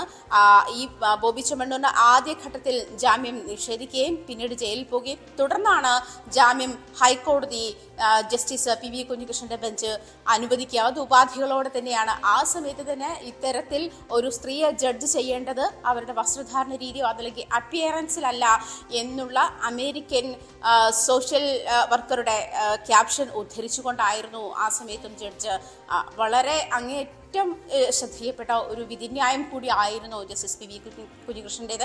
അങ്ങനെ ഒരു സാഹചര്യം കൂടി കണക്കിലെടുക്കുമ്പോൾ ബോബി ചെമ്മണ്ണൂർ ഇത്തരത്തിൽ ലൈംഗികാധിക്ഷേപങ്ങൾ നടത്തിയിട്ടുണ്ട്. അത് നടിക്കെതിരെ മാത്രമല്ല, അത് പരാതിക്കാരിയായ നടിക്കെതിരെ മാത്രമല്ല, മറ്റു പലർക്കുമെതിരെ, ഈവൻ ആൺകുട്ടികളോട് പോലും സംസാരിക്കുമ്പോൾ വളരെ മോശമായി ദ്വയാർത്ഥ പ്രയോഗത്തോടുകൂടി അദ്ദേഹം സംസാരിക്കുന്ന വീഡിയോകൾ പോലീസ് ശേഖരിച്ചിട്ടുണ്ട്. അത്തരത്തിൽ ഇത്തരം വകുപ്പുകളൊക്കെ കൂടി ചേർത്ത് ഇതിന് ക്ലാരിറ്റി വരുത്തിയ ശേഷമാണ് അന്വേഷണ സംഘം കുറ്റപത്രം സമർപ്പിച്ചിരുന്നത്.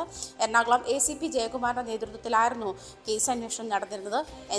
അന്ന് തന്നെ നേരത്തെ ഞാൻ സൂചിപ്പിച്ചതുപോലെ വയനാട്ടിൽ നിന്നും ജനുവരി 8-ന് അടിയന്തരമായി ബോബി ചെമ്മണ്ണൂരിനെ അറസ്റ്റ് ചെയ്ത് കൊച്ചിയിലെത്തിച്ച് കോടതിയിൽ ഹാജരാക്കുകയായിരുന്നു ചെയ്തിരുന്നത്.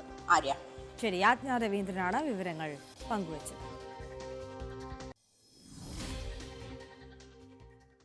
ചികിത്സാ പിഴവിനെ തുടർന്ന് തിരുവനന്തപുരം മുൻ ജില്ലാ കളക്ടർ M. നന്ദകുമാർ ഗുരുതരാവസ്ഥയിലായ സംഭവത്തിൽ പോലീസ് അന്വേഷണം പുരോഗമിക്കുന്നു. കഴിഞ്ഞ മാസം 16-ന് തലയിൽ രക്തസ്രാവം ഉണ്ടായതിനെ തുടർന്നാണ് നന്ദകുമാറിനെ തിരുവനന്തപുരം SP മെഡിഫോർട്ട് ആശുപത്രിയിൽ പ്രവേശിപ്പിച്ചത്. Neuro surgeon doctor K. ശ്രീജിത്തിനെ പ്രതിയാക്കിയാണ് കേസ്. ആശുപത്രി അധികൃതരുടെ മൊഴി രേഖപ്പെടുത്തിയതിനു ശേഷമാകും തുടർ നീക്കങ്ങൾ. ഡാൻ കുര്യൻ കൂടുതൽ വിവരങ്ങളുമായി ചേരുകയാണ്. ഡാൻ, ഈ സംഭവവുമായി ബന്ധപ്പെട്ട കൂടുതൽ വിശദാംശങ്ങൾ നമുക്ക് ലഭ്യമാകുന്നത് എങ്ങനെയാണ്?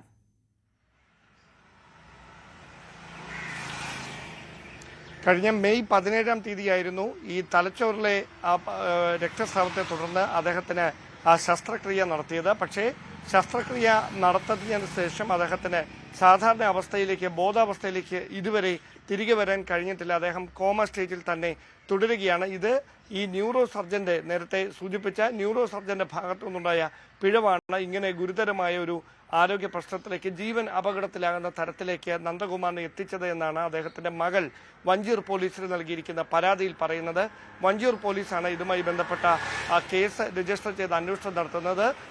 ശംഖുമുഖം അസിസ്റ്റന്റ് കമ്മീഷണർ മേൽനോട്ടം വഹിക്കുന്ന അന്വേഷണത്തിൽ ആശുപത്രി അധികൃതരുടെ ഭാഗത്തു നിന്ന് വിശദമായ മൊഴി രേഖപ്പെടുത്തിയതിന് ശേഷമായിരിക്കും ഏത് തരത്തിലുള്ള പിഴവാണ് സംഭവിച്ചിരിക്കുന്നത്, അതിൽ ബോധപൂർവം ഈ പിഴവ് വരുത്തിയതാണോ എന്നതടക്കമുള്ള കാര്യങ്ങളിലൊക്കെ അന്വേഷണം നടക്കുക. എന്തായാലും ഈ കുറ്റം തെളിഞ്ഞാൽ അത് ഈ ന്യൂറോ സർജനെതിരെ ഗുരുതരമായ മറ്റ് നടപടികളിലേക്ക് കടക്കുന്ന തരത്തിലേക്ക് കാര്യങ്ങൾ എത്തിക്കുമെന്നാണ് നമുക്ക് ഇപ്പോൾ ലഭിക്കുന്ന സൂചനകൾ.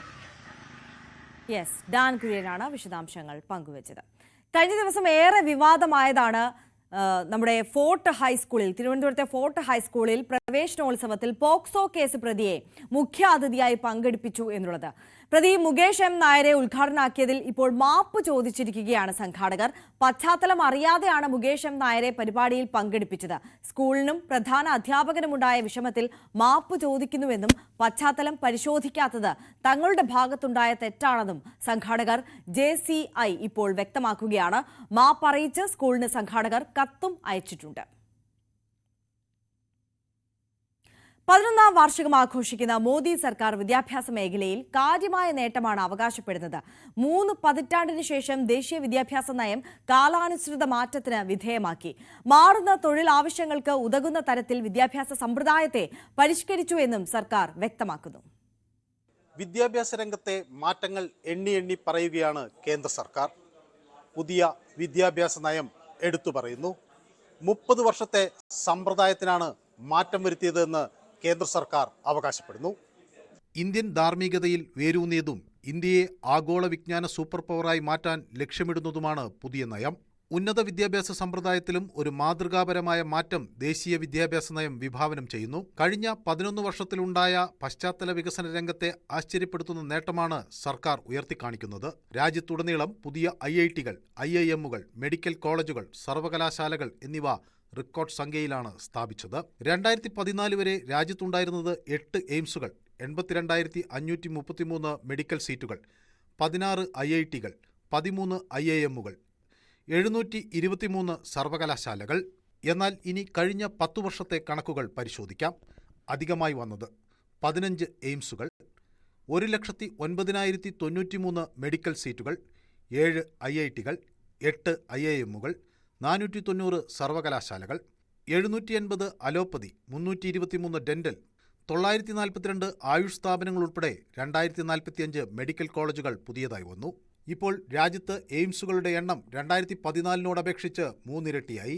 നിലവിൽ നമുക്ക് 23 എയിംസുകളുണ്ട്.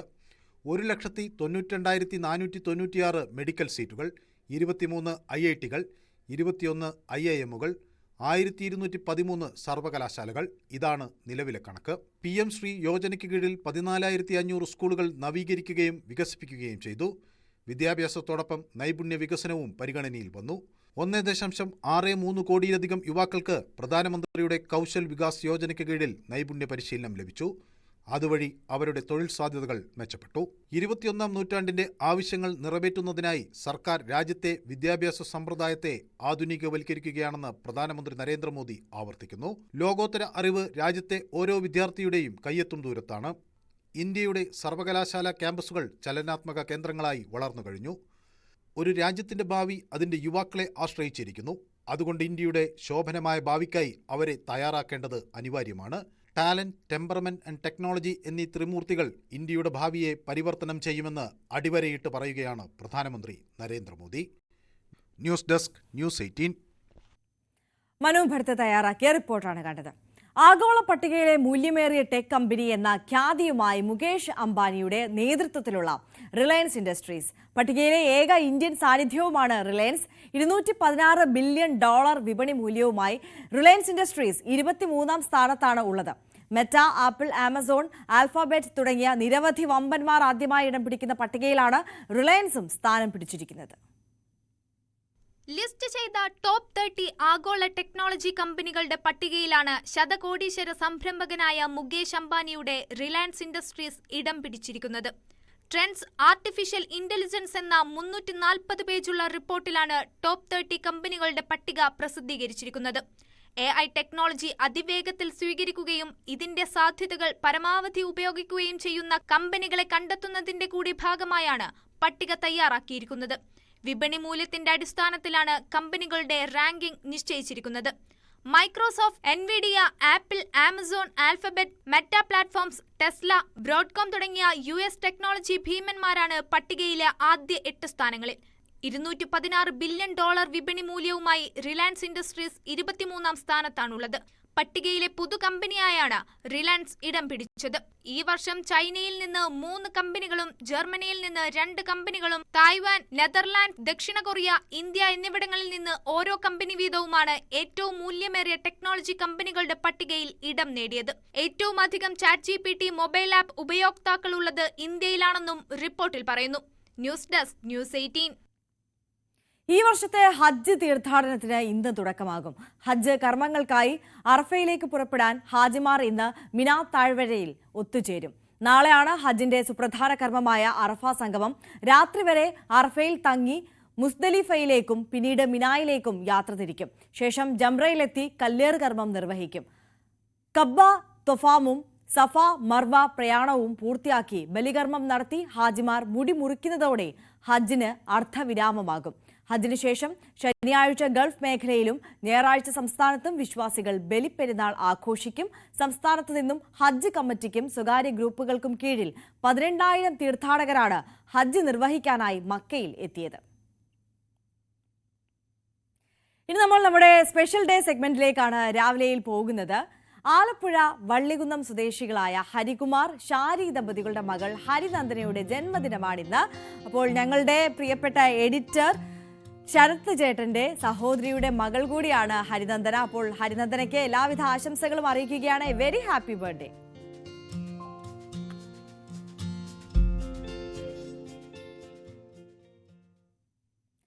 രാവിലെയുടെ സമയം ഇവിടെ അവസാനിക്കുകയാണ്. പ്രേക്ഷകർക്കിനി കുറ്റകൃത്യങ്ങളുടെ ലോകത്തെ പ്രധാനപ്പെട്ട വാർത്തകൾ കാണാം. പോലീസ് പെട്രോൾ ടോം കുര്യാക്കോസ് ചേരും. നമസ്കാരം.